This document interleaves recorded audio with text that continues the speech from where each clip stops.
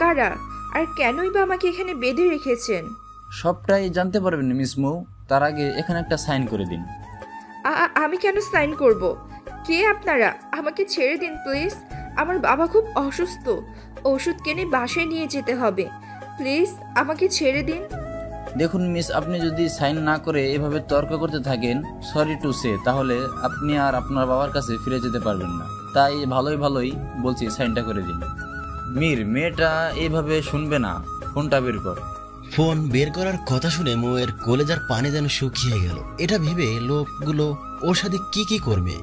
হঠাৎ করে একটা লোক ফোনের একটা ভিডিও চালিয়ে দিয়ে মৌয়ের মুখের সামনে ধরলো। মৌ যেন আকাশ থেকে পড়লো। ভিডিওটা দেখে কিছু লোক মৌয়ের বাবার রুমের জানালার কাছে দাঁড়িয়ে গান তাক করে আছে মৌয়ের বাবার দিকে। মৌ ভয়ে আর কিছু না বলে পেপারসটায় সাইন করে দিল। প্লিজ এখন আমাকে ছেড়ে দিন। আপনারা যা বলেছেন আমি তাই করেছি, এখন প্লিজ আমাকে ছেড়ে দিন। হ্যালো স্যার, ম্যাম পেপারসে সাইন করে দিয়েছে। ওকে। কলটা কেটে দিয়ে লোকটি আমার দিকে তাকিয়ে হেসে দিয়ে বাকি লোকদের কি যেন একটা ইশারা করাই লোকগুলো বাইরে চলে গেল। আপনাদের স্যারকে আর কেনই বা আমাকে এখানে আটকে রেখেছেন? কি অপরাধ করেছি আমি? আপনি কি করেছেন তা স্যার আপনাকে বলবে, আমি নয়। কে উনি? আড়ালে থেকে কেন আমাকে কষ্ট দিচ্ছে? হোয়াই? আড়ালে নয় মিস মৌমিতা চৌধুরী মৌ, এবার থেকে সামনে থেকেই তোমাকে তিলে তিলে কষ্ট দিব। না পারবে মরতে, না পারবে বাঁচতে। মৌ হঠাৎ করে চমকে ওঠে লোকটির কথা শুনে। মৌয়ের কাছে লোকটির কণ্ঠ চেনা চেনা লাগছে। সামনে অন্ধকার থাকায় কথা বলা লোকটিকে স্পষ্ট দেখা যাচ্ছে না বলে মৌ চিৎকার করে বলে ওঠে, কি চান আপনি? কেন আমাকে নিয়ে খেলছেন? কি অপরাধ করেছি আমি? কেন আমাকে এখানে বেঁধে রেখেছেন? আমার কাছে কি চাই আপনার? মৌয়ের কথা বলা শেষ হতেই সজোরে কেউ একজন মৌয়ের গালে থাপ্পড় মারে। থাপ্পড় খেয়ে মৌ গালটা আগুনের মতো জ্বলছে। তা মৌ অপেক্ষা করে সামনের দিকে তাকিয়ে দেখে মৌয়ের বস আগুন চৌধুরী, যার বিয়ে হলো মৌ। স্যার, আপনি আমাকে কিডন্যাপ করেছেন? কেন, এত কোনো সন্দেহ আছে তোমার? কেন স্যার, আমি কি অপরাধ করেছি যে আমাকে শাস্তি দিচ্ছেন? আগুন মৌয়ের কথার উত্তর না দিয়ে হাত দিয়ে মৌয়ের মুখ চেপে ধরে। তোর সাহস কি করে হয় আগুন চৌধুরীকে প্রশ্ন করার? এটা তোর আমার কাছে করা প্রথম ভুল, তাই মাফ করে দিলাম, কিন্তু আগের ভুলের কোনো মাপ পাবি না। তুই তার শাস্তি তোকে পেতেই হবে। সো গেট রেডি মিসেস মৌ আগুন চৌধুরী। কথাটা বলে আগুন তার লোকদের চোখের ইশারা দিতে তারা বাইরে চলে গেল। আর এদিকে আগুনের প্রত্যেকটা কথা মৌয়ের কানে বারবার বাড়ি খাচ্ছে। স্যার কি বলে গেল? আমাকে মাফ করবেন না? আমি কি অপরাধ করেছি? কেন বলল এই কথা? আর কেনই বা বলল মিসেস মৌ আগুন চৌধুরী? আমার তো বিয়ে হয়নি। তাহলে? মৌ নিজের মনে মনে আগুনের বলা কথাগুলো সাজাতে ব্যস্ত। ঠিক তখনই কিছু বছর চিৎকার শুনে মৌ ভয়ে কাঁপতে থাকে। সামনে তাকিয়ে দেখে মৌয়ের বস আগুন চৌধুরী, তার হাতে লোহার সেকেলে বাঁধা দুটো নেকড়ে দুটো মৌকে দেখে মুখ থেকে লালা ঝরাতে থাকে। মনে হয় অনেকদিন ধরে এদের না খাইয়ে রাখা হয়েছে। মৌ ভয়ে পেয়ে চিৎকার করতে থাকে। মৌয়ের চিৎকার শুনে আগুন পাগলের মতো হাসতে থাকে। মনে হচ্ছে মৌয়ের ভয় পাওয়াটাকে আগুন খুব মজা পাচ্ছে। কোনো মতে হাসি থামাতে পারছে না আগুন। কিছুক্ষণ পর আগুন মৌ থেকে মাত্র 10 গজ দূরে নেকড়েগুলোকে সেগুলোর সাহায্যে আটকে রেখে আগুন মৌকে গুড নাইট বলে হাসতে হাসতে বেরিয়ে আসে রুম থেকে। কিন্তু মৌ ভয়ে পাগলের মতো চিৎকার করতে থাকে আর নেকড়েগুলো নিজেদের মতো করে চিৎকার করতে থাকে। স্যার, আপনাদের জন্য নেক্সট অর্ডার কি? 2 ঘন্টা পর নেকড়ে দুটোকে রুম থেকে বাইরে বের করে নিয়ে আসবে। স্যার, মেয়েটাকে কি সরি স্যার, এমন ভুল আর করব না, প্লিজ ক্ষমা করে দিন। Get lost. আগুনের কথা শেষ হওয়ার আগে লোকটা প্রাণ হাতে নিয়ে চলে গেল। এদিকে আগুন ল্যাপটপে মৌয়ের ভয় মাখা মুখটা দেখে মুখে তৃপ্তির হাসি ফুটে উঠল। বাবা, আপু এখনো বাড়ি ফিরলো না, কেন এত রাত হয়ে গেল? আমিও তাই ভাবছি বাবা, মেয়েটা আমার কোথায় আছে, কেমন আছে, ফোন করেছিস?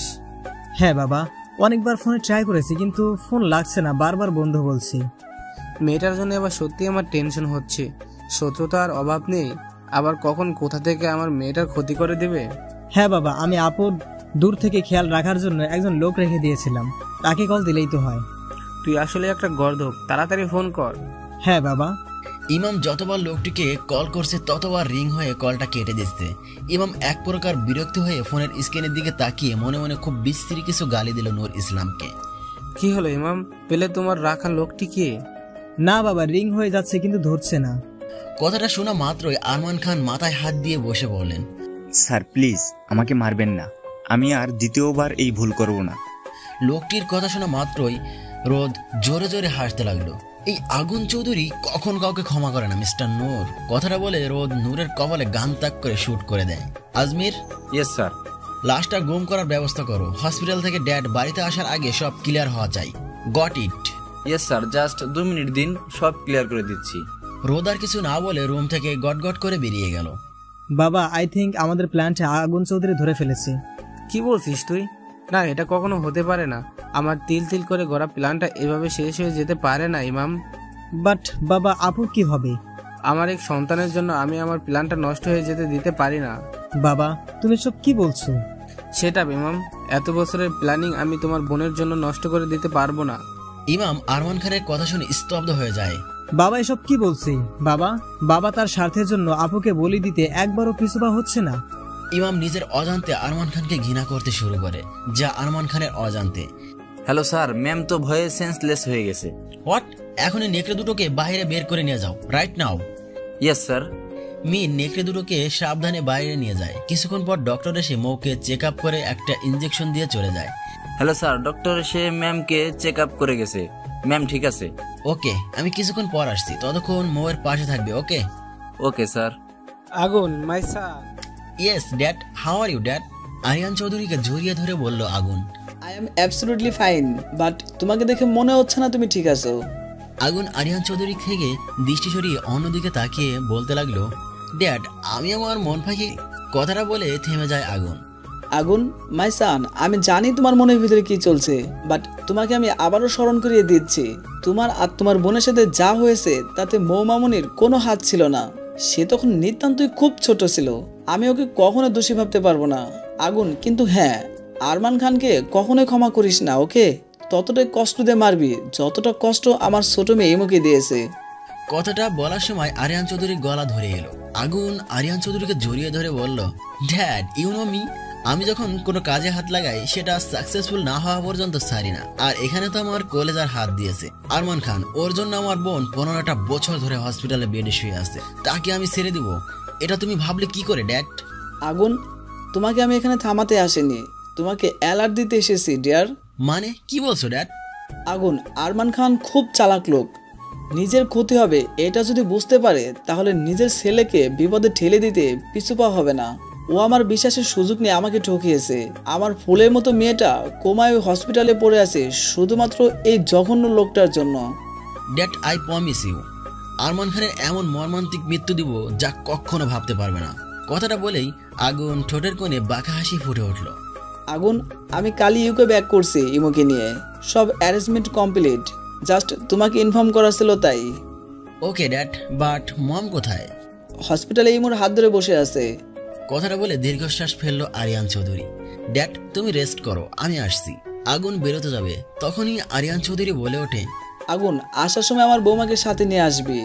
অনেক হয়েছে শাস্তি, যাওয়ার পাওনা ছিল তাই দিয়েছিস, ওকে? আমি যেন এমনটা আর না শুনি, ওকে? Yes dad. আগুন পৃথিবীতে কাউকে ভয় না করলেও আরিয়ান চৌধুরীকে প্রচন্ড শ্রদ্ধা করে, ভালোবাসে। তাই আরিয়ান চৌধুরীর কোনো কথাই ফেলতে পারে না আগুন। আগুন মাথা নিচু করে রুম থেকে বেরিয়ে গেল। ইমাম, যত তাড়াতাড়ি সম্ভব জামা কাপড় প্যাকিং করে নাও, আমরা এখনই বের হব। বাট বাবা, এখন আমরা কোথায় যাব? তুমি তো জানো বাবা, সামনে আমার এক্সাম। তাহলে বাকি কথা বলার আগে আরমান খান সজোরে ইমামের গালে একটা থাপ্পড় বসিয়ে দিল। ইমাম গালে হাত দিয়ে তাকিয়ে আছে আরমান খানের দিকে। ইমাম, তুই ভালো করে জানিস আমি এক কথা দুবার বলা পছন্দ করি না, তারপরে মুখে মুখে তর্ক করে যাচ্ছিস, তাই এটাই তোর শাস্তি। আর একটা কথা শুনে রাখ, আজ থেকে তোর বোন মৌ মারা গেছে আমাদের কাছে, কারণ ও এখন আগুন চৌধুরীর হাতের মুঠোয়। ও যেভাবে চাইবে মৌকে সেভাবেই নাচাবে, ওকে কখনো মুক্তি দেবে না আগুন চৌধুরী। তাই তোর বোনের জন্য এটাই ভালো হবে, তুই তোর বোনকে ভুলে যাবি। বাবা তুমি। ইমাম কি বলবে ভাষা খুঁজেই পাচ্ছে না। নিজের ছেলে মেয়েকে নিজের লোভ হিংসায় আগুনে ফেলতে দুবার ভাবলো না। এ কেমন বাবা?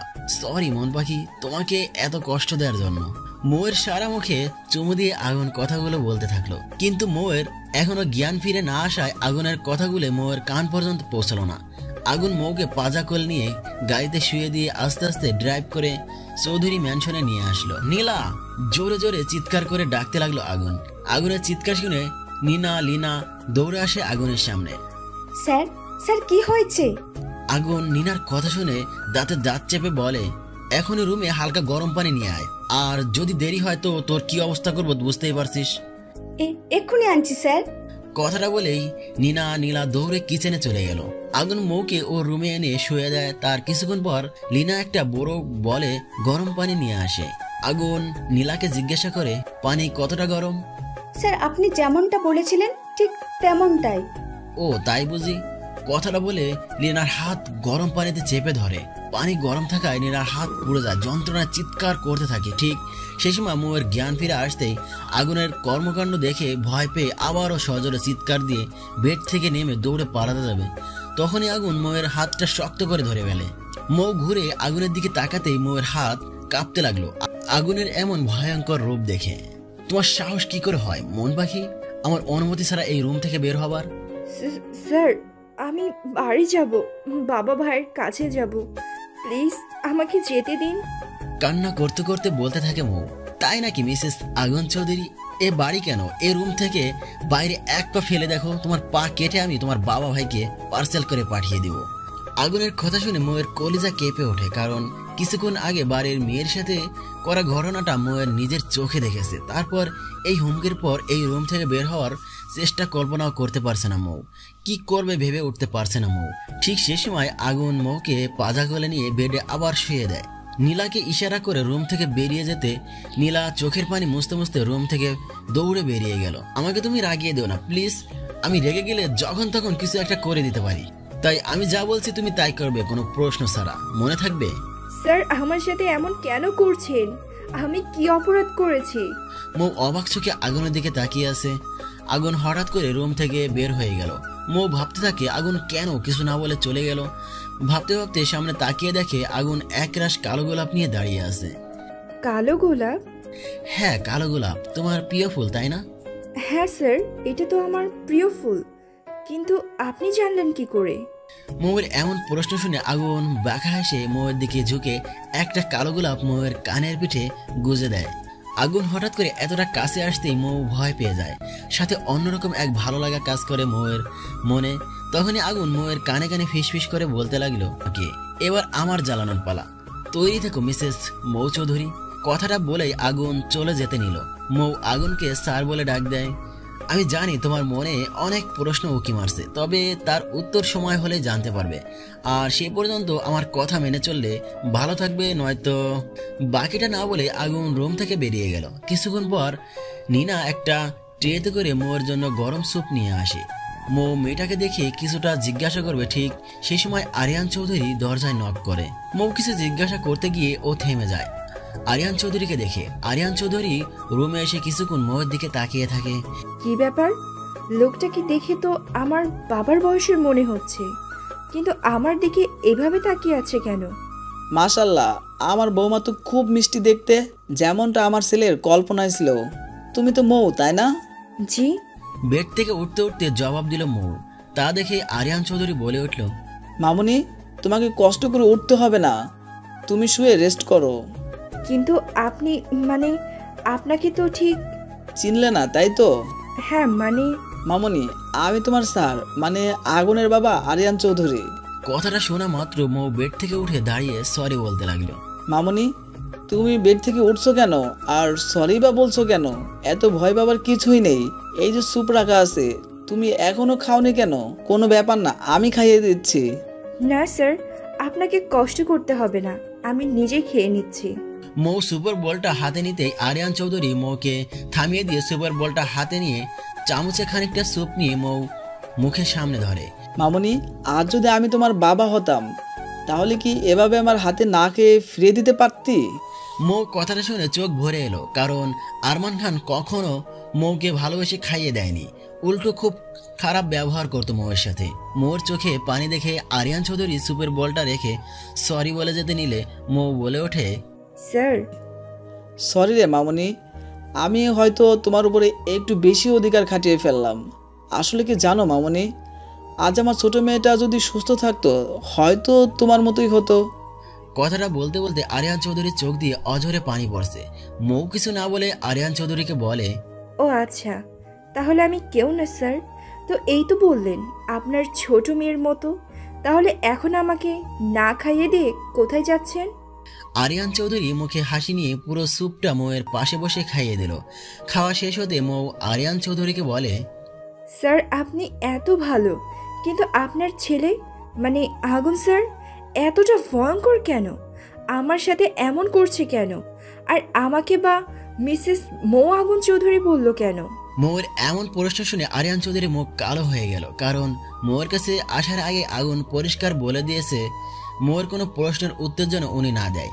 এখন কি বলবে মৌকে সেটাই ভেবে পাচ্ছে না আরিয়ান চৌধুরী। ড্যাড! আরিয়ান চৌধুরী আগুনকে দেখে যেন স্বস্তির নিঃশ্বাস ফেলল। এখন যদি আগুন না আসতো তাহলে নির্ঘাত সত্যি কথাটা মৌকে জানিয়ে দিত আরিয়ান চৌধুরী। ড্যাড, তোমাকে এক্ষুনি নিচে যেতে হবে, কিছু জরুরি ফাইলে তোমার সিগনেচার প্রয়োজন। আগুনের কথা শেষ হতেই আরিয়ান চৌধুরী রুম থেকে বেরিয়ে যেতে আগুন রুমে দরজা নক করে দেয়। এটা দেখে মৌ ভয়ে ঘামতে থাকে। আগুন মৌয়ের ভয়টাকে আর একটু বাড়িয়ে দেওয়ার জন্য শার্টের বোতাম খুলতে খুলতে মৌয়ের দিকে এগিয়ে আসতে থাকে। মৌ আগুনের শার্ট খুলতে দেখে ভয়ে বেডের চাদর গায়ে জড়িয়ে নিয়ে ভয়ে কাঁপতে থাকে। স্যার প্লিজ আমার এমন সর্বনাশ করবেন না, আমাকে বাড়ি ফিরতে দিন। এমন মোমেন্টে মৌয়ের কথা শুনে আগুন তেড়ে এসে হাত দিয়ে মৌয়ের মুখটা চেপে ধরে। তোকে আমি আগেও বলেছি আমার রাগ তুলবি না, না হলে সেটা তোর জন্য ভালো হবে না। কি রে বলিনি আমি? শক্ত করে মুখ চেপে ধরায় মৌ ব্যথায় কিছুই বলতে পারছে না, শুধু কেঁদেই যাচ্ছে। হঠাৎ করে আগুন মৌকে জড়িয়ে ধরে। মৌ অনেক চেষ্টা করেও নিজেকে আগুনের থেকে সারাতে না পেরে শান্ত হয়ে যায়। আগুন মৌকে ছেড়ে দিয়ে ওয়াশরুমে ঢুকে যায়। এদিকে মৌ কিছুতেই বুঝতে পারতেছে না কি হচ্ছে ওর সাথে। বাড়িতে যে একটা ফোন করবে সে উপায়ও নেই, কারণ মৌয়ের ফোন আগুনের কাছে। মৌ বেডের এক কোণায় জড়সড় হয়ে বসে ভাবছে 1 বছর আগের ঘটনা। মৌ আর কতদিন আমার ঘাড়ে বসে খেয়ে যাবি? যা এবার একটা চাকরি বাকরি করে আমাকে উদ্ধার কর। বাবা তুমি এভাবে কেন কথা বলছো? আমি তো চেষ্টা করে যাচ্ছি, না চাকরি পেলে আমি কি করব বলো? চুপ, একদম চুপ বেয়াদব মেয়ে। বাবার মুখে মুখে তর্ক করছো, লজ্জা করছে না? একটা কথা কান খুলে শুনো, এই মাস পর থেকে যদি আমার হাতে টাকা না আসে তাহলে তোমাকে আমার বন্ধুর ছেলে মাহিমের সাথে বিয়ে দিয়ে দেব। বাবা কি বলছো তুমি এইসব? তুমি ভালো করেই জানো মাহিম ভাই কতটা খারাপ একটা ছেলে। নেশা ছাড়া 1 মিনিটও থাকতে পারে না। রাস্তার মেয়েদের দেখলে টিস করে, ইফটিজিং করে। এমন খারাপ ছেলের সাথে তুমি আমাকে বিয়ে দিতে চাও? হ্যাঁ বিয়ে দেবো, আমার কাছে টাকাই সব। তোকে ওর কাছে বিয়ে দিলে নগদ 10 লাখ টাকা দেবে বলেছে। আমাকে এখন তুই বল কি করবি? চোখের পানি মুছতে মুছতে বলল মৌ। বাবা আমি আগামী মাস থেকে তোমার হাতে টাকা তুলে দিব, কিন্তু তার বিনিময়ে দয়া করে ওই লম্পট মাহিমের সাথে আমাকে বিয়ে দিও না। ঠিক আছে, তবে মনে রাখিস আগামী মাস থেকে তুই আমাকে টাকা দিবি। কথাটা বলে আরমান খান বাড়ি থেকে বেরিয়ে পড়ল। ঠিক সেই সময় আমার ছোট ভাই ইমাম এসে বলল, আপু দেখো না, আজ আবার তোর নামে 1000টা কালো গোলাপ দিয়ে গেল। মৌ পিছনে তাকিয়ে দেখে সত্যি আজও 1000টা কালো গোলাপ এসেছে, কিন্তু কে দিয়ে যাচ্ছে, কেন দিচ্ছে তা মৌ নিজেও বুঝতে পারছে না। আপু কয়েক বছর ধরে প্রতিদিন 1টা 2টা 3টা করে 1000টা কালো গোলাপ তোর নামে আসছে, কিন্তু কে দিচ্ছে সেই বিষয়ে এখনো জানতে পারলাম না। ইমাম এটা তো আমিও জানি না কে করছে, আর সে জানলই বা কি করে আমার প্রিয় ফুল কালো গোলাপের কথা। যাই হোক ইমাম, আমি বের হচ্ছি, কিছু চাকরির ইন্টারভিউ দেওয়ার আছে। ভাগ্য ভালো থাকলে চাকরিটা হয়ে যাবে আজ। বেস্ট অফ লাক আপু। Thank you. মৌ রুমে গিয়ে ড্রেস চেঞ্জ করে কালো রঙের একটা 3 পিস পরে নিয়ে তার উপর ক্রিম কালারের ওড়না দিয়ে হিজাবটা বেঁধে নিয়ে ব্যাগ নিয়ে বেরিয়ে পড়ে। এবার মোর পিছু নাও, কোথায় যায় কি করে সব ইনফরমেশন আমার চাই। কিন্তু বাবা আপুর পিছু নেওয়ার প্রয়োজন কেন? সেটা তোমার না জানলেও চলবে। তোমাকে যা বললাম তাই করো, আদারওয়াইজ আমি অন্য কিছু করতে বাধ্য হব। না বাবা যাচ্ছি। প্রথম ইন্টারভিউটা ভালোই হলো, কিন্তু মনে হয় না ওখানে আমার চাকরিটা হবে। এখন আজকের মতো লাস্ট ইন্টারভিউটা দিব। মৌ চৌধুরী গ্রুপ অ্যান্ড ইন্ডাস্ট্রিতে অফিস রুমে বসে আছে 2 ঘন্টা যাবত, কিন্তু এখনো কেউ মৌয়ের নাম ধরে ডাকছে না। বিষয়টা খুবই বিরক্তিকর লাগছে মৌয়ের কাছে। মৌ রিসেপশনে গিয়ে জানতে চায় ইন্টারভিউ কখন শুরু হবে, আসলে গত 2 ঘন্টা যাবৎ অপেক্ষা করছি, কিন্তু কেউ এখনো ডাকছে না। রিসেপশনের মেয়েটা মৌকে কিছু বলতে যাবে, ঠিক সেই সময় মৌয়ের পিছনে আগুন চৌধুরীকে দাঁড়িয়ে সালাম দিতে লাগলো। মৌ কিছু বুঝতে না পেরে পেছনে তাকাতে মৌয়ের যান বেরিয়ে যাবার উপক্রম। বিজনেস আইকন যে কিনা মাত্র 25 বছরে 3 বার অ্যাওয়ার্ড পেয়েছে, সে কিনা মৌয়ের সামনে দাঁড়িয়ে। মিস জান্নাত, হু ইজ শি? স্যার, উনি চাকরির ইন্টারভিউ দিতে এসেছে। ওকে, আমার ক্যাবিনে পাঠিয়ে দিন 2 মিনিট পর। কথাটা বলে আগুন গটগট করে ক্যাবিনে চলে গেল। আর এদিকে জান্নাত অবাক হয়ে দাঁড়িয়ে আছে। আগুনের কথা ঠিক মতো হজম করতে পারছে না জান্নাত। এই মেয়ে, আমার হাতে একটা চিমটি কাটো তো। মৌ জান্নাতের কথা শুনে জোরে একটা চিমটি কাটলো জান্নাত হাতে। জান্নাত কপাল কুঁচকে মৌকে বলল, মিস মৌমিতা জাহান মৌ, আপনি প্রথম কোনো মেয়ে যে কিনা সরাসরি আগুন চৌধুরীর সাথে কথা বলার সুযোগ পাচ্ছেন। দাঁড়িয়ে আছেন কেন? ডান দিক দিয়ে সোজা কেবিন। মৌ কিছু না বলে ব্যাগটা নিয়ে সোজা আগুনের ক্যাবিনের সামনে গিয়ে দরজায় নক করে। May I come in sir? Yes. তো মিস মৌমিতা জাহান মৌ, আপনার সার্টিফিকেটগুলো দিন। মৌ ব্যাগ থেকে সার্টিফিকেটগুলো বার করে আগুনের টেবিলের উপর রাখে। আগুন সার্টিফিকেটগুলো একবার ভালো করে দেখে একটা ফাইলে সাইন করতে বলে। মৌ পেপারসটা না দেখেই সাইন করে দেয়। ততক্ষণে আগুন লাইটার বের করে জ্বালিয়ে দিল মৌয়ের সার্টিফিকেটগুলো। এটা দেখে মৌ চিৎকার করে ওঠে। স্যার, স্যার আপনি এটা কি করছেন? কেন পোড়াচ্ছেন আমার সার্টিফিকেটগুলো? হাত দিয়ে আগুন নেভাতে নেভাতে বলতে লাগলো মৌ। আগুন মৌয়ের কথা তোয়াক্কা না করে ল্যান্ডলাইনে ফোন করে ম্যানেজারকে আসতে বলে। ইয়েস, আজ থেকে আমার নতুন পিএ এই যে মৌমিতা জাহান মৌ, ওনাকে ওনার অ্যাগ্রিমেন্ট লেটারটা দিয়ে দেবেন আর আগামীকাল থেকে চাকরিতে জয়েন করবে। এখন যেতে পারেন। মৌ কি বলবে ভেবে পাচ্ছে না। সার্টিফিকেটগুলো পুরো ছাই পড়ে রইল নিচে। প্রথম দিন মৌয়ের সাথে যা হলো, মৌ ভাবছে চাকরিটা করবে না। ততক্ষণে মৌয়ের ভাবনাটা ভেঙে দিয়ে আগুন বলে উঠল, চাকরি সারা চিন্তা কখনোই মনে এনো না, কারণ এই অফিস ছাড়া অন্য কোথাও তোমার চাকরি হবে। বিকজ সার্টিফিকেট ছাড়া কোনো কোম্পানি তোমাকে চাকরিতে রাখবে না। আগুনের কথা শুনে মৌ যেন রাগে ফেটে পড়ছে। দেখুন স্যার, আপনি কাজটা মোটেও ঠিক করেননি। এইভাবে আমার ক্ষতি না করলেও পারতেন। আমি চলে যাচ্ছি। ও আর একটা কথা, আমি অন্য কোথাও চাকরি করতে পারি বা না পারি, কিন্তু আপনার এখানে চাকরি আমি করব না। যে অফিসে এমন অসভ্য বাজে খারাপ বস থাকে সেখানে তো একদমই নয়। মৌ বেরিয়ে যেতে নিলে খেয়াল করলো দরজা খুলছে না। অনেক চেষ্টা করেও খুলতে না পেরে পিছনে আগুনের দিকে তাকাতে দেখে আগুন মুখ বাঁকিয়ে হাসছে।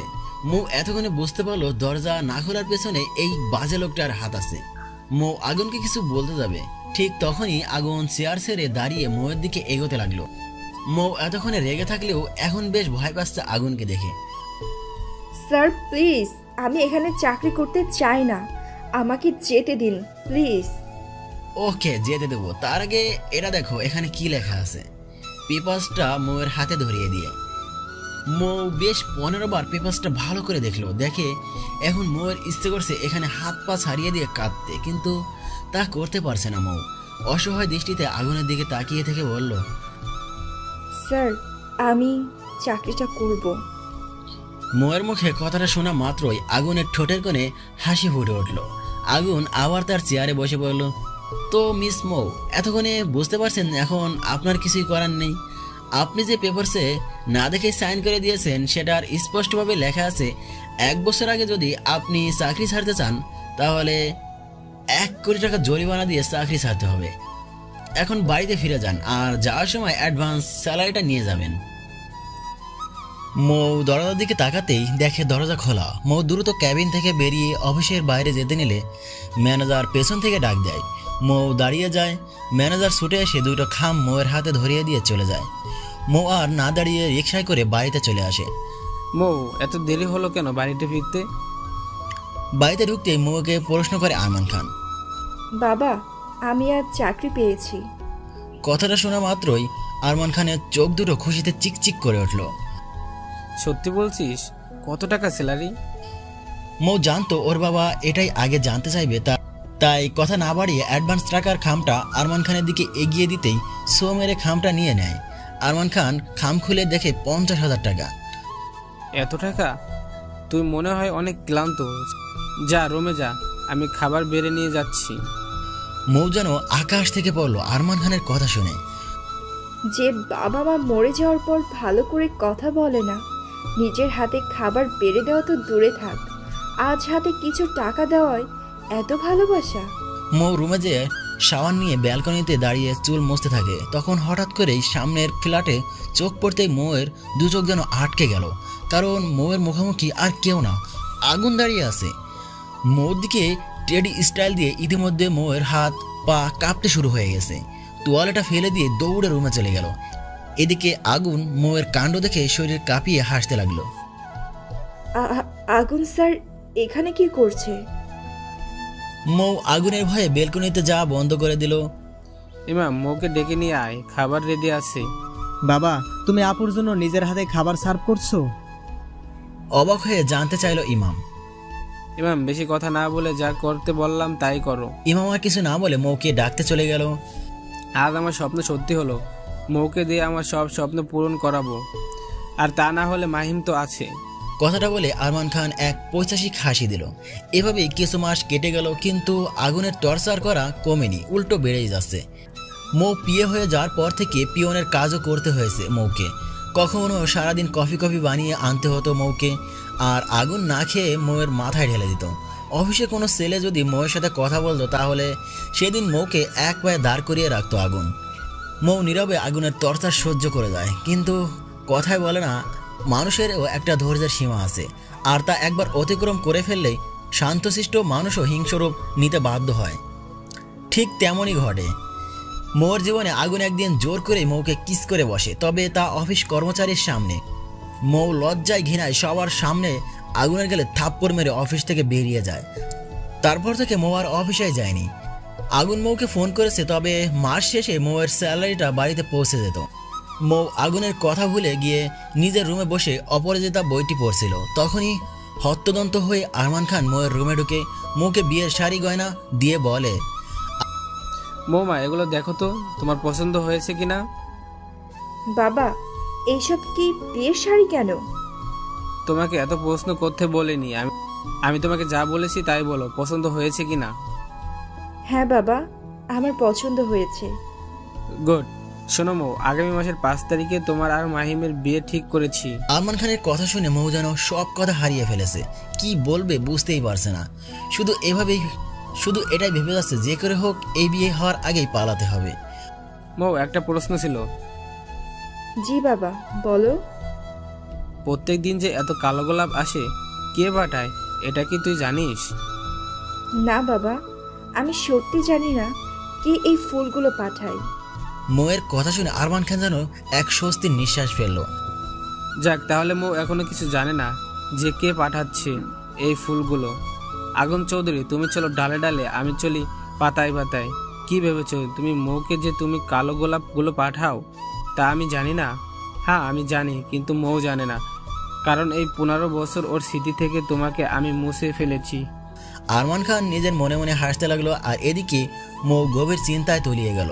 মৌ কিছুতেই মাহিমকে বিয়ে করতে চায় না, কারণ মাহিম যতবার ওর সামনে এসেছে ততবার ওর দিকে অদ্ভুত এক নোংরা দৃষ্টি দিয়ে তাকিয়ে থাকতো। অনেকবার আরমান খানকে বলেও কিছু হয়নি। মৌয়ের কথাগুলো ইগনোর করতো আরমান খান। বাবা, তুমি এখানে ড্রয়িং রুমে চলো, মাহিম ভাই আর ওনার মা বাবা এসেছেন। ইমামের মুখে কথাটা শুনে এক মুহূর্ত দেরি না করে রুম থেকে বেরিয়ে গেলেন, আর যাওয়ার আগে মৌকে রেডি হতে বলে গেলেন। আপু। বলো। আপু রে, তুই কোথাও পালিয়ে যা না রে, এই নরকে তোকে আর থাকতে হবে না। কথাটা বলে ইমাম চলে গেল। কিছুক্ষণ পর মৌয়ের ডাক পড়তেই মৌ শাড়ি পরে মাহিমের বাবার মায়ের সামনে যায়। তারা মৌয়ের সাথে কথা বলে, কিন্তু অন্যদিকে একজোড়া চোখ মৌয়ের দিকে তাকিয়ে আছে নোংরা লোলুপ দৃষ্টিতে। তা মৌ ঠিক বুঝতে পেরে তাড়াতাড়ি মাহিমের বাবা মায়ের কাছ থেকে বিদায় নিয়ে রুমে চলে আসে। মৌ রুমের দরজা লক করে এসে পরনের শাড়ি টেনে নিজেই খুলে ফেলে, ফ্লোরে হাত পা ছাড়িয়ে দিয়ে কাঁদতে লাগলো। মা, তুমি শান্তি পাচ্ছ তো আমাকে এইভাবে দেখে? কেন মা, তুমি মরে যাওয়ার পর আমাকে সাথে নিয়ে গেলে না? বলো মা, আমি কি খুব খারাপ মেয়ে? তার জন্য আমাকে এমন শাস্তি দিলে কেন মা? কেন আমার সাথে এমন কেন হয়? কি অপরাধ করেছি আমি, যার কারণে আমাকে একা রেখে এভাবে স্বার্থপরের মতো চলে গেলে? মা জানো, বাবা না আর আগের মতো আমাকে ভালোবাসে না। তুমি চলে যাওয়ার পর আমার সাথে ভালো করে কথাও বলে না, আগের মতো আদরও করে না, খুব খারাপ ব্যবহার করে। আচ্ছা মা, আমি কি বাবার সৎ মেয়ে? বলো না মা, তাই জন্য কি ওই রকম মাতাল নেশাখোর বাজে একটা ছেলের হাতে আমাকে তুলে দিতে চাইতেছিল, যে কিনা মেয়েদের শরীর ছাড়া কিছুই বুঝে না? মা গো, মরে যাওয়ার সময় আমাকে কেন সাথে নিলে না মা? কেন নিলে না? মৌয়ের মায়ের ছবি হাতে নিয়ে ছবির দিকে তাকিয়ে কাঁদতে কাঁদতে কথাগুলো বলল। কিন্তু মৌ জানে না দূর থেকে কেউ একজন মৌয়ের কষ্ট দেখে সেও কষ্ট পাচ্ছে। দেখতে দেখতে আরও একটা মাস কেটে গেল। এর মাঝে মাহিম আর মৌকে ডিস্টার্ব করার জন্য বাড়িতে আসেনি। শুধু একবার মাহিমের বাবা মা এসেছিল বিয়ের শপিংগুলো দেখাতে। মৌ এবার নিজেই ডিসিশন নিয়েছে যে এ বিয়ে সে করবে না, সে যে করেই হোক সে পালাবে। কিন্তু এমন কোনো এক্সকিউজ চাই যেটা বললে অনায়াসে মৌকে আরমান খান বাড়ি থেকে বেড়াতে দিবে। মৌয়ের মাথায় আসলো অফিসের কথা। আইডিয়া, বাবা যদি বলি অফিসে ইমার্জেন্সি ডেকেছে, তাহলে হয়তো আর বারণ করতে পারবে না। যদিও বা ইমনকে সাথে পাঠায়, তাহলে আমার সাথে দিবে। এখন বাবাকে বলতে হবে। মৌ আরমান খানের রুমের সামনে এসে দরজায় নক করতেই আরমান খান ভেতরে আসতে বলে। মৌ, তুমি এখন এই সময়ে কি ব্যাপার? বাবা, অফিস থেকে ফোন এসেছে, আমাকে ইমার্জেন্সি যেতে হবে অফিসে। আরমান খান কিছুক্ষণ চুপ থেকে বলে উঠলেন, ঠিক আছে যাও, তবে সন্ধ্যার আগে বাড়িতে চলে আসবে। বিয়ের আগে বাইরে এত যাতায়াত করা ভালো না। জি বাবা, আমি সন্ধ্যার আগে বাড়ি ফেরার চেষ্টা করব। মৌ রুম থেকে বেরিয়ে হাফ সেরে আসলো। নিজের রুমে গিয়ে ড্রেস চেঞ্জ করে নিজের জমানো কিছু টাকা নিয়ে বেরিয়ে পড়ল। কিন্তু ভাগ্যের কি নির্মম পরিহাস, বাড়ি থেকে বের হয়ে কিছু দূর যেতেই একটা প্রাইভেট কার সামনে থামিয়ে একটা রুমাল দিয়ে মৌর মুখ চেপে ধরে সাথে সাথেই মৌ অজ্ঞান হয়ে যায়। তারপর জ্ঞান ফেরার পর মৌ নিজেকে আবিষ্কার অন্ধকার একটা রুমে, যেখানে মৌকে একটা চেয়ারের সাথে হাত পা বেঁধে রেখেছে। হঠাৎ করে দরজা খোলার শব্দ পেয়ে মৌ চমকে যায়। মৌকে এভাবে চমকাতে দেখে আগুন বলে। আগুনের কোনো কথাই যেন মৌয়ের কানেই পৌঁছাচ্ছে না। মৌ যেন কোনো এক ঘরের ভিতরে আছে। আগুন মৌকে নিস্তুপ দেখে রেগে যায়। হুট করে মৌকে কোলে তুলে নিয়ে ওয়াশরুমে ঢুকে যায়। কি করছেন কি স্যার? আমাকে নামিয়ে দিন প্লিজ। এদিকে মৌ চোখ বন্ধ করে কথাগুলো বলতে থাকলো। আগুনের প্রথমে রাগ হলেও এখন বেশ মজা পাচ্ছে মৌয়ের কাণ্ড দেখে। আগুন বেশ বুঝতে পারছে, শুধু টাওয়েল পরা দেখে মৌ চোখ বন্ধ করে আছে। আগুন শাওয়ারের নিচে মৌকে দাঁড় করিয়ে শাওয়ার অন করে দিল। মৌয়ের সাথে সাথে আগুনও আবার ভিজতে লাগলো। স্যার, আমার ঠান্ডা লাগছে, প্লিজ শাওয়ার অফ করুন। আগুন শুধু মৌয়ের কাঁপা কাঁপা ঠোঁটের দিকে তাকিয়ে আছে। মৌ আগুনের কোনো রেসপন্স না পেয়ে চোখ মেলে আগুনের দিকে তাকিয়ে বলতে যাবে, ঠিক তখনই আগুন মৌয়ের ভেজা ঠোঁটে নিজের ঠোঁট ডুবিয়ে দিল। মৌ আগুনের থেকে নিজেকে সারানোর চেষ্টা করতে গেলেই আগুন মৌয়ের হাত দুটো দেওয়ালের সাথে চেপে ধরে ঠোঁট ছেড়ে দিয়ে গলায় মুখ ডুবিয়ে দেয়। মৌ এইসব সহ্য করতে না পেরে কাঁদতে থাকে। হঠাৎ করে আগুনের ঘোর কাটতেই এক ঝটকায় মৌর থেকে নিজেকে সারিয়ে নেয় আগুন। মৌ সাথে সাথে বসে পড়ে কাঁদতে থাকে। আগুন কিছু না বলে রুমে গিয়ে কারবার থেকে আগুনের একটা শার্ট আর ট্রাউজার নিয়ে ওয়াশরুমে ঢুকে যায়। আমি আর সহ্য করতে পারছি না স্যার, প্লিজ এবার আমাকে মুক্তি দিন প্লিজ। আগুন মৌয়ের কথার কোনো তোয়াক্কা না করে মৌয়ের শরীর থেকে কাপড় টেনে ছিঁড়ে ফেলে শার্ট আর ট্রাউজার পরিয়ে দিল। মৌয়ের কোনো কথাই শুনল না আগুন। মৌ অনবরত কেঁদেই যাচ্ছে। একটা মেয়ের কাছে সব থেকে বড় সম্পদ হচ্ছে তার সম্মান, যা আগুন তার থেকে কেড়ে নিল। ভাবতেই মৌ হাত দিয়ে মুখ ঢেকে কাঁদতে লাগলো। নেকা কান্না বন্ধ করো মন পাখি, এমন কিছু এখনো করিনি আমি যার জন্য তুমি এভাবেই মরা কান্না করছো। আগুনের কথা শুনে মৌ রেগে আগুনকে থাপ্পড় মারে। এত জোরে মারে ওয়াশরুমের থাপ্পড়ের শব্দ বারবার রিপিট হতে থাকে। আগুন হাতের মুঠ শক্ত করে ফেলে। চোখ বন্ধ করে একটা জোরে নিঃশ্বাস নিয়ে মৌকে আর করে দিয়ে বেডের উপর ছুঁড়ে মারে। মৌ ভাবতে পারেনি আগুন এমন কিছু করবে, কিন্তু যখনই আগুনের মুখ দিয়ে তাকাতেই মৌ যেন ভয়ে কুঁকড়ে গেল। আগুন ধীরে ধীরে মৌয়ের দিকে আগাতেই মৌ বেড থেকে নেমে দৌড়ে বেরিয়ে গেল রুম থেকে। How dare she! রেগে টেবিলের উপর রাখা পানির গ্লাসটা ফ্লোরে ছুঁড়ে মেরে রাগে ফুঁসতে থাকলো আগুন।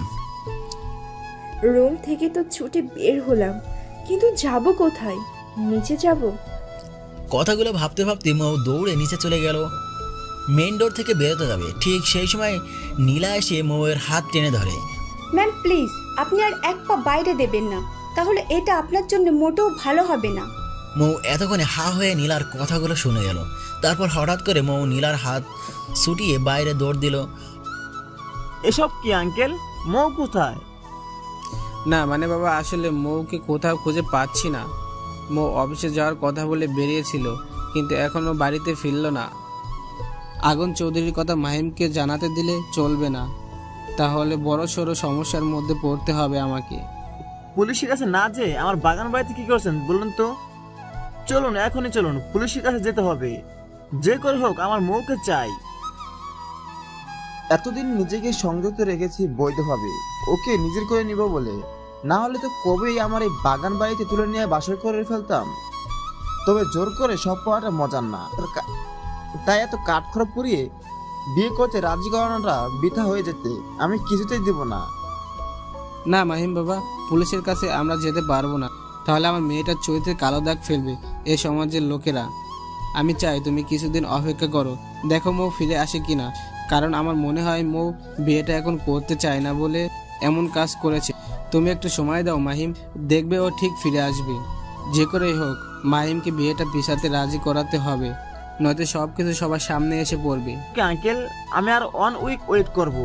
যদি এই সময়ের ভিতর মৌ বিয়েতে রাজি হলে ভালো, নয়তো ওর এমন অবস্থা করব আমি নিজেকে দেখে শিউরে উঠবে। কথাটা বলে রাগে হন হন করে বেরিয়ে গেল মাহিম। বাবা, কি বলবে বলো, আমার তারা আছে। একটা সত্যি কথা বলবি আমাকে? কি কথা জানতে চাও? তাড়াতাড়ি বলে ফেলো। তুমি কি সত্যি আমাদের বাবা নাকি সৎ বাবা? ইমানের হঠাৎ মনে হলো বা গালটা জ্বলে যাচ্ছে, সাথে কানটা ঝিনঝিন করছে। গাল ধরে দাঁড়িয়ে আছে ইমাম। নেক্সট টাইম আমাকে প্রশ্ন করার আগে এই থাপ্পড়টার কথা মনে রেখে প্রশ্ন করবে, অন্যথার থেকেও কঠিন সাজা পেতে হবে তোমাকে। আরমান খান আর কিছু না বলে ব্যাগ নিয়ে বাড়ির ভেতর চলে গেল। এদিকে ইমাম গালে হাত দিয়ে নিজের মনেই মনেই প্রশ্ন করে যাচ্ছে, সত্যি কি আরমান খান আমাদের বাবা নাকি সৎ বাবা? আপুরে তুই বেঁচে গেছিস পালিয়ে গিয়ে, সেখানে ভালো থাকিস। কথাটা বলতে বলতে ইমামের দু চোখ থেকে পানি গড়িয়ে পড়ল। ম্যাম ম্যাম প্লিজ উঠুন তাড়াতাড়ি, সকাল হয়ে গিয়েছে। স্যার ভীষণ পাগলামি করছে, আপনি যদি না যান তাহলে স্যারকে শান্ত করা সম্ভব না। উফ, আর একটু ঘুমাতে দে না ইমাম, সকাল সকাল জ্বালাস না তো। ম্যাম আমি ইমাম না, নীলা, উঠুন প্লিজ। এবার নীলা বেশ জোরে জোরে চিৎকার করে মৌ শোয়া থেকে হুট করে উঠে বসে চারিদিক তাকিয়ে দেখতে থাকে। ও গড, অ্যাটলিস্ট ঘুম থেকে উঠলেন। থ্যাংক ইউ নীলা, রাতে তোমার রুমে আমাকে থাকতে দেওয়ার জন্য। তুমি যদি রাতে আমাকে না আটকাতে তাহলে শিওর আমার লাশটাও কেউ খুঁজে পেত না। ম্যাম এইভাবে থ্যাঙ্কস দেওয়ার কিছুই নেই, আপনি আমার স্যারের ভালোবাসা। আপনার সেফটির জন্য আমার জানটা দিতেও আমি একবার ভাববো না। ওয়েট, কি বলছো তুমি? এইসব স্যারের ভালোবাসা? ম্যাম আপনার প্রশ্নের উত্তর আমি পরে দেব, তার আগে আপনি প্লিজ স্যারের রুমে যান। স্যার রাত থেকে রুমের দরজা বন্ধ করে রেখেছে, কেউ সাহস পাচ্ছে না দরজা নক করার। তাহলে আমাকে কেন বলছো? কারণ আর সবাইকে কিছু বললেও আপনাকে কিছু বলবে না। শিওর, আপনি চলুন আগে। নীলা মৌকে ঠেলে ঠুলে আগুনের রুমের সামনে দাঁড় করিয়ে দিল। মৌ এবার না চাইতেও দরজায় একবার নক করে বসলো। সাথে সাথেই আগুন দরজা খুলে মৌকে এক টান দিয়ে ভেতরে নিয়ে দরজা লক করে দিয়ে মৌকে বেডের উপর ছুঁড়ে মারলো। তো সাহস কি করে হয় আমার অনুমতি ছাড়া আমার রুম থেকে বের হবার? রেগে বলতে থাকে আগুন। স্যার আমি সরি, আমার ভুল হয়ে গেছে, প্লিজ আমাকে মাফ করে দিন। আগুনের ভয়ে মৌর চোখের পানি নাকের পানি একসাথে বের করে ফেললো। আগুন মৌয়ের চোখে পানি দেখে কিছুটা নরম হয়ে যায়। ধীর পায়ে মৌয়ের কাছে গিয়ে কপালে চুমো দিয়ে মৌয়ের কপালের সাথে কপাল রেখে বলে, মন পাখি, কাল রাতে যদি তুমি নীলার কথা না শুনতে তাহলে হয়তো এখন তোমার সাথে আমি ভয়ঙ্কর কিছু করে ফেলতাম। স্যার আপনি প্লিজ আমার থেকে দূরে থাকুন, সমস্যা হচ্ছে। মৌয়ের এমন অদ্ভুত কথা শুনে মৌকে ছেড়ে দিয়ে আগুন কপাল কুঁচকে তাকালো। আমি তোমার কাছে থাকলে কি রকম সমস্যা হয় তোমার, আমিও একটু শুনি। স্যারের কথা শুনে ওনার দিকে তাকাতে যেন আজ আমার ভীষণ লজ্জা লাগছে। এইটা কি জন্য হচ্ছে আদৌ সত্যি আমি জানি না, শুধু এইটুকু জানি আমাকে এখান থেকে পালাতে হবে। তার আগে জানতে হবে স্যার কেন আমাকে বারবার মন পাখি আর মিসেস বলছে। স্যারের দিকে তাকাতে যেন স্যারের ওই গাঢ় নীল চোখে আটকে গেলাম। কি অসম্ভব সুন্দর দু চোখ, মনে হয় নীল সাগর, যে কোনো মুহূর্তেই আমি ডুব দিয়ে যেতে পারি। ছি ছি ছি, আমি এসব কি ভাবছি? এই বাজে খারাপ লোকটাকে নিয়ে। নিজেকে ধিক্কা দিতে ব্যস্ত মৌ। তখনই আগুন মৌয়ের চুল মুঠি ধরে ঠোঁটে ঠোঁট ডুবিয়ে দিল। আগুন মৌ আগুনের 6 প্যাক বডির সাথে না পেরে উঠে নেতিয়ে পড়ল। গতকাল রাতে সামান্য স্যুপ খেয়েছিল মৌ। এখন মৌয়ের পেটে ইঁদুর বিড়াল অলরেডি দৌড়াদৌড়ি শুরু করে দিয়েছে। এখন আবার ঠোঁটের উপর এমন অত্যাচার মৌ সহ্য করতে পারল না, দম বন্ধ হয়ে আসছিল। তখনই আগুন মৌকে ছেড়ে দিয়ে হাঁপাতে লাগলো, সাথে মৌ। নেক্সট টাইম আমার কথার অবাধ্য হলে এর থেকেও কঠিন শাস্তি তোমাকে পেতে হবে মন পাখি। কাবার্ডে তোমার জন্য ড্রেস রাখা আছে, ফ্রেশ হয়ে নিচে এসো, ব্রেকফাস্ট করবো একসাথে, মনে থাকবে? মৌ ভয় পেয়ে মাথা নেড়ে সম্মতি জানালে আগুন গায়ে শার্ট জড়িয়ে নিয়ে নিচে চলে গেল। নীলা এদিকে আয়। জি স্যার। তোর হাত দেখি। নীলার হাত ধরে। স্যার আমি ঠিক আছি, কিচ্ছু হয়নি, হাত সরিয়ে দিয়ে। তোর কাছে কিছু জানতে চেয়েছি আমি। না মানে স্যার। দেখ নীলা, রাগের মাথায় কাল তোকে হার্ট করলাম, কিছু মনে করিস না বোন। না স্যার, আমি কিছু মনে করিনি। রাস্তা থেকে কুড়িয়ে এনে এই এত বড় রাজপ্রাসাদে থাকতে দিয়েছেন, খেতে দিয়েছেন, আমার মতো অনাথকে বোনের আদর ভালোবাসা দিয়েছেন। এখন বলছেন আমি কিছু মনে করব? কখনো না। তবে স্যার একটা কথা বলবো? বল। স্যার ম্যামকে সব সত্যিটা বলে দিলেও তো ম্যাম আর পালাতে চাইতো না, আর আপনাকে বুঝতে পারতো। নীলা ব্রেকফাস্ট রেডি কর। কথাটা বলে আগুন ডাইনিং এর চেয়ার টেনে বসে পড়লো। কিছুক্ষণ পর পর আগুন ঘড়ি দেখছে, দেখতে দেখতে প্রায় 30 মিনিট হতে চললো, কিন্তু মৌয়ের নিচে আসার নামই নেই। এবার আগুন বেশ বিরক্ত হয়ে চেয়ার থেকে উঠতে যাবে, ঠিক তখনই ওপর থেকে মৌকে নামতে দেখলো। লাল রঙের শাড়ি পরা, ভিজে চুলগুলো ছেড়ে দেওয়া, টুপ টুপ করে চুল থেকে পানি পড়ছে। মৌকে দেখে মনে হচ্ছে মাত্রই সদ্য ফুটে ওঠা একটা লাল গোলাপ। ভাবতেই আগুনের ঠোঁটে হাসি ফুটে উঠলো। স্যার স্যার কি হলো? হঠাৎ করে মৌয়ের গলা পেয়ে আগুনের ধ্যান ভাঙে। এদিকে নীনা মুখ টিপে টিপে হাসতে লাগলো। এটা দেখে আগুন টেবিলের উপর রাখা পানির গ্লাসটা ফ্লোরে ছুঁড়ে মারে। মৌ ভয় পেয়ে আগুনের সামনে থেকে যেতে নিলে আগুন মৌয়ের হাত ধরে ফেলে। এদিকে মৌ আগুনের দিকে করুণ দৃষ্টিতে তাকিয়ে বলল, স্যার আপনি প্লিজ শান্ত হন, আমি কোথাও যাচ্ছি না, এখানেই আছি। এখানে বসো। স্যারের কথা মতো চেয়ারে চুপ করে বসে পড়লাম। নীলা ঝটপট আগুন আর মৌকে চা নাস্তা দিল। মৌ কিছু না খেয়ে চুপ করে বসে রইল। আগুন চাটা মুখে নিতেই দেখে মৌ না খেয়ে চুপ করে বসে আছে।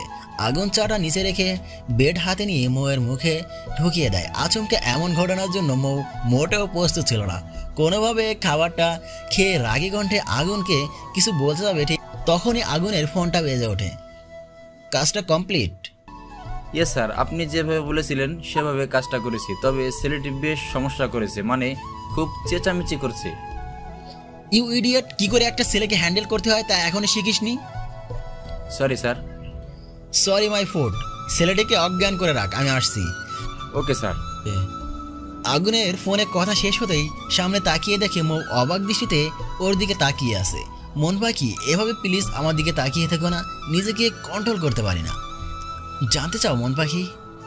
মৌ মাথা নাড়িয়ে সম্মতি জানাতে আগুন 1 গ্লাস দুধ দিয়ে মৌকে জোর করে খাইয়ে দিয়ে মৌকে আর কোলে নিয়ে গাড়িতে বসিয়ে সিট বেল্ট লাগিয়ে দিয়ে গাড়ি দিয়ে বেরিয়ে পড়ল। আগুনের হুট করে মৌকে নিয়ে যাওয়া দেখে সাদে দাঁড়িয়ে নীলা হাসতে লাগলো। নীলার হাসি দেখে নীনা প্রশ্ন করলো, কি ব্যাপার নীলা, এরকম পাগলের মতো হাসছিস কেন? কি হয়েছে? হাসবো না নীনা, কি বলছিস? জানিস আগুন স্যার ম্যামকে নিয়ে কোথায় গেল? না, আমি জানবো কি করে, বল, তুই বল কোথায় গেল? ম্যামের সব প্রশ্নের উত্তর দিতে। হোয়াট, রিয়েলি নীলা? তাহলে তো বেশ ভালো। না না, খুব খুব ভালো হবে। এখন শুধু সময়ের অপেক্ষা নীনা। চল নিচে চল, স্যারের রুমটা সাজিয়ে ফেলি ম্যামের প্রিয় ফুল দিয়ে। চল। স্যার আমরা কোথাও যাচ্ছি? আগুন মৌয়ের প্রশ্নের উত্তরে শুধুমাত্র একটা মিষ্টি হাসি দিয়েই বলল, খুব তাড়াতাড়ি জানতে পারবে মন পাখি, জাস্ট একটু পেশেন্ট রাখো। পেশেন্স রাখবো মানে? স্যার কি আমাকে মেরে ফেলার ফোন দিয়ে আসছে? না না না, তা হতে পারে না। এক নরক থেকে বেরিয়ে এসে আর কোনো নরকে ঢুকতে পারবো না আমি। এবার আমাকে সাহস করে কিছু করতে হবে, কিন্তু কি করব আমি? আইডিয়া। স্যার একটা কথা বলবো। এক কেন মন পাখি, 1000টা কথা বলো, আমি তো তোমার কথা শোনার জন্য ওয়েট করছি। তোমার মনে কি চলছে এটাই আগুন চৌধুরী বুঝতে আর বাকি নাই। মন পাখি, তবু একটা সুযোগ দিব তোমাকে পালানো, তবে এইবার যদি আমার হাতে ধরা পড়ো তো সারা জীবনের জন্য আমার মন গৃহে তোমাকে বন্দি করে রাখবো। হ্যাঁ, মানে আমার আবার পিপাসা পেয়েছে। মৌয়ের কথা শোনা মাত্রই আগুন খুব জোরে গাড়ি ব্রেক করে। মৌয়ের দিকে তাকায় আগুন। হোয়াট? এই কিছুক্ষণ আগে তোমাকে নিজ হাতে 1 গ্লাস দুধ খাইয়ে দিলাম না? হোয়াট? এই কিছুক্ষণ আগে তোমাকে নিজ হাতে 1 গ্লাস দুধ খাইয়ে দিলাম না? আগুন গাড়িতে কোনো পানির বোতল না পেয়ে গাড়ি সাইড করে দোকান থেকে পানি আনতে বেরোতে মৌ আস্তে আস্তেই গাড়ি থেকে বেরিয়ে পাশের জঙ্গলের ভেতরে ঢুকে যায়। আগুন দোকান থেকে পানির বোতল কিনে এনে মৌকে দিতে যাবে, তখনই দেখে গাড়ি ফাঁকা। যা ভেবেছিলাম মন পাখি, তুমি ঠিক তাই করলে। নেভার মাইন্ড, আমি জানি তুমি এখন কোথায় আছো। আগুন পাশের জঙ্গলে ঢুকে যায়। কিছু দূর যেতেই আগুন খেয়াল করে কাটা গাছের সাথে ছোট লাল কাপড়ের টুকরো জড়িয়ে আছে। আগুন বাঁকা হাসি দিয়ে সেই পথ ধরে এগোতে থাকে। ও মা গো, এত বড় সাপ যদি জিন্দেগিতে আমি দেখিনি।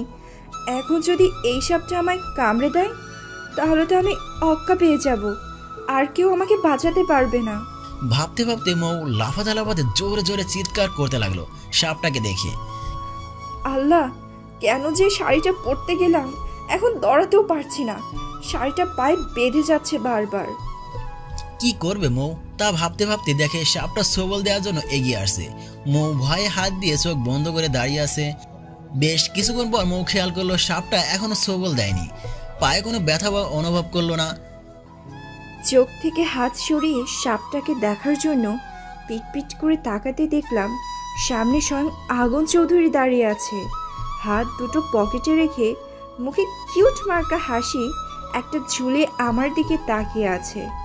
আমি কি বলবো বুঝতে পারছি না। চারদিকে তাকিয়ে দেখলাম কোথাও ওই সাপটাকে দেখতে পেলাম না। তা দেখে এক স্বস্তির নিঃশ্বাস ফেললাম। কিন্তু এখন ভাবছি এই লুচু স্যারটার হাত থেকে কি করে বাঁচা যায়। এখন কি দৌড় দিব নাকি হেঁটে হেঁটে যাব? আর এই শাড়ি পরে তো বেশি দূর পর্যন্ত দৌড়াতেও পারবো না। আমি বলছি তাহলে কি করবে? মানে ইটস সিম্পল, ওয়েট। বেশি কথা আর সুযোগ না দিয়ে কোলে তুলে নিলাম।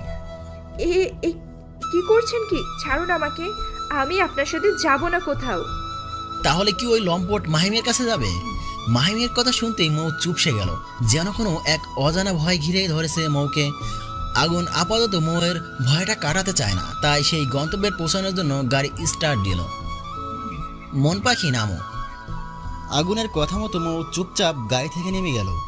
আগুন মৌয়ের হাত ধরে আগুনদের পুরনো কারখানার ভেতরে ঢুকতেই কয়েকজন লোক এসে আগুনকে সালাম দিতে লাগলো, আর একজন এসে আগুনের হাতে গান দিতে দিতে বলল, স্যার, আপনার কথা মতো ছেলেটাকে অজ্ঞান করে রাখা হয়েছে। ঠিক আছে, এখন পানি নিয়ে আয়, ওর জ্ঞান ফেরাতে হবে। ওকে স্যার, আপনি ভিতরে যান।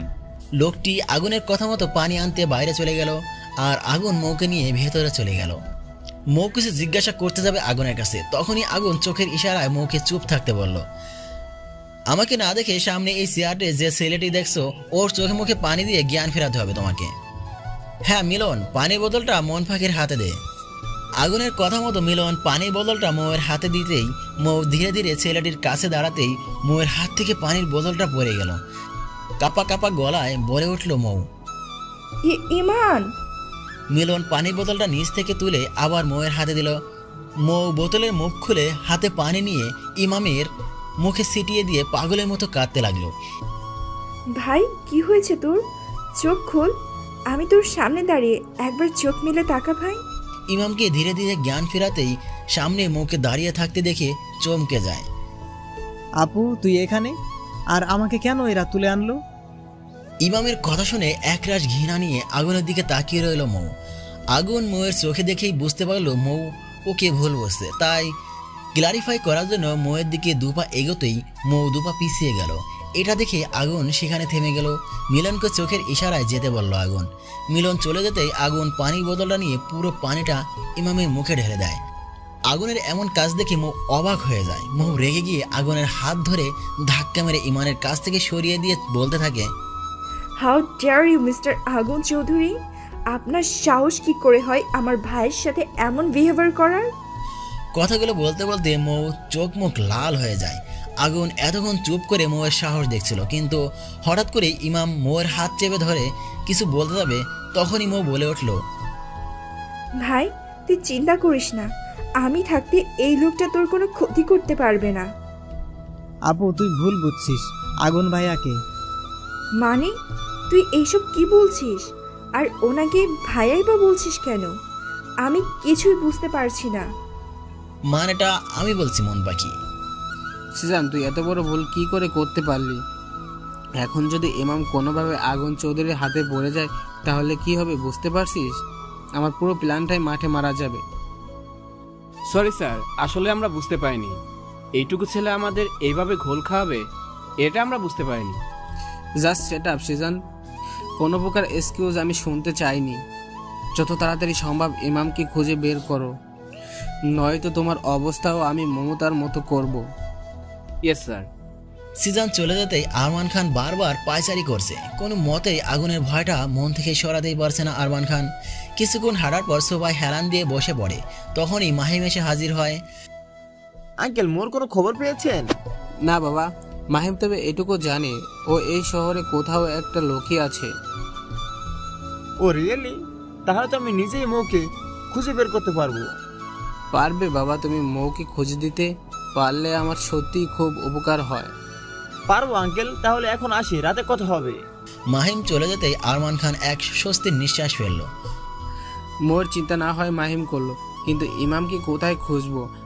আমি কোনো মতে যদি ওই ডায়েরিটা সহ আগুন বা মোর সামনে পড়ে যায় তাহলে আমার সব খেল খতম।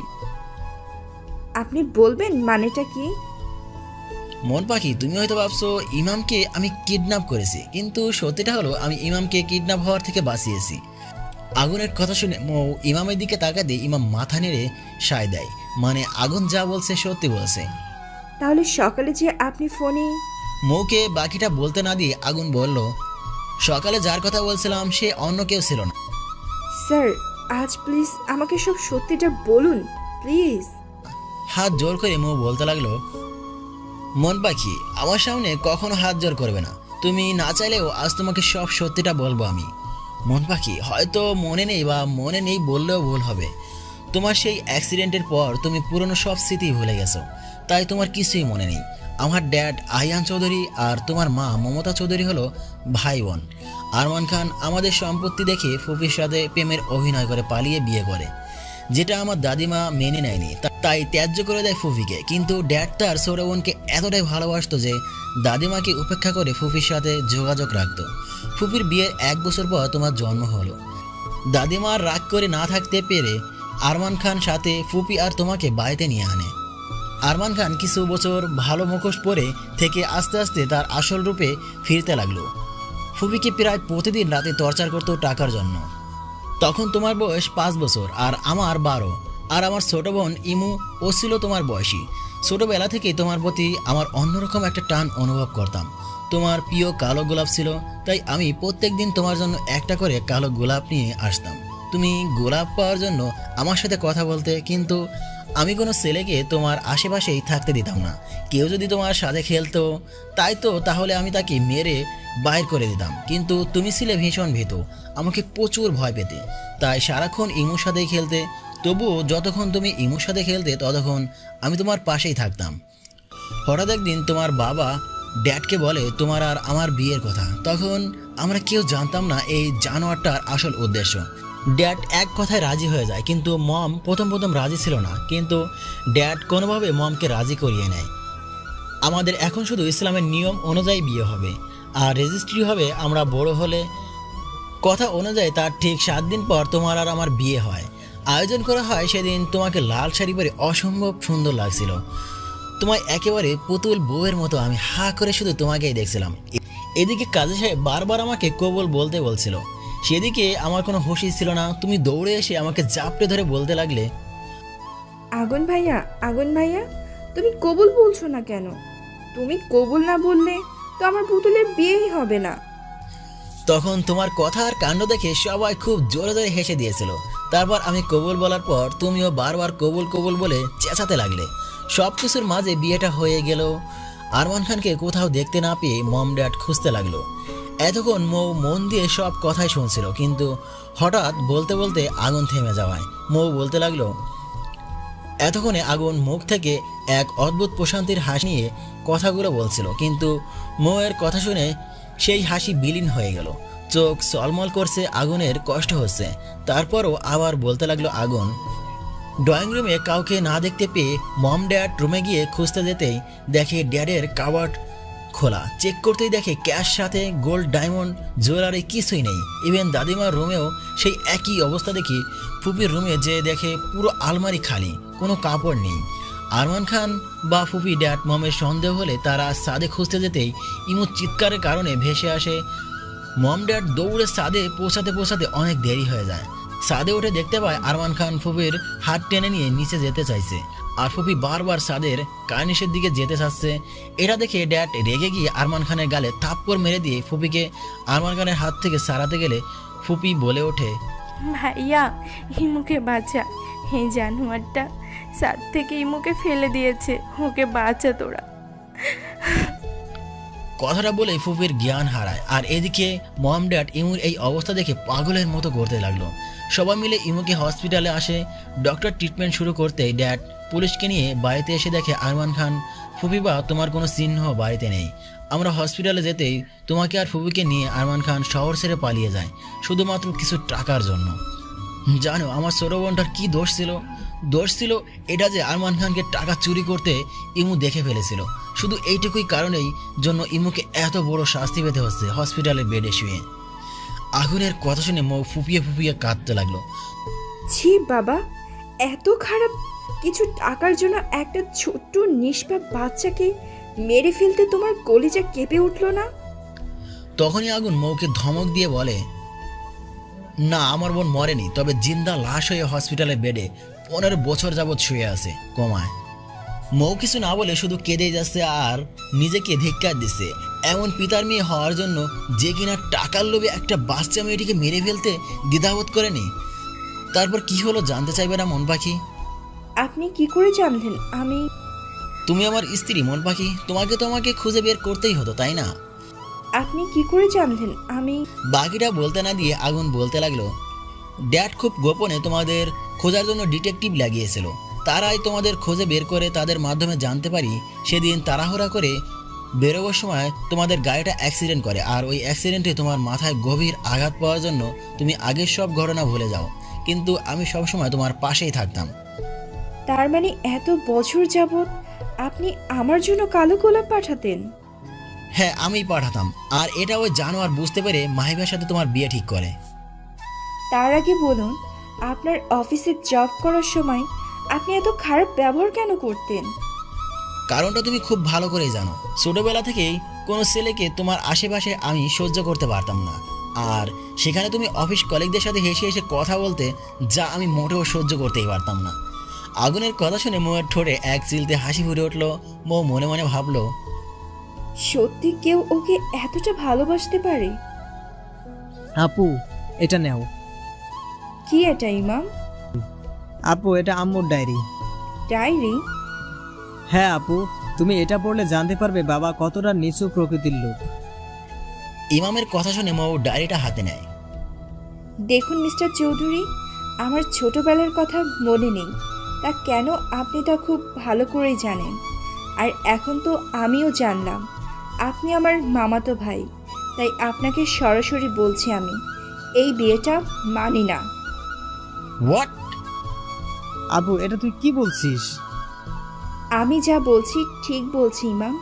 আর এই মিস্টার আগুন চৌধুরী বাবা যা যা আমাদের সাথে করেছেন তা হয়তো আমি ঠিক করতে পারবো না, কিন্তু এই নয় যে আমি যে বিয়েটার কথা বলছেন তা আমি মেনে নিব। কি বলতে চাইছো ক্লিয়ার করে বলো। আমি যা বলছি ক্লিয়ার করেই বলছি, শুনুন।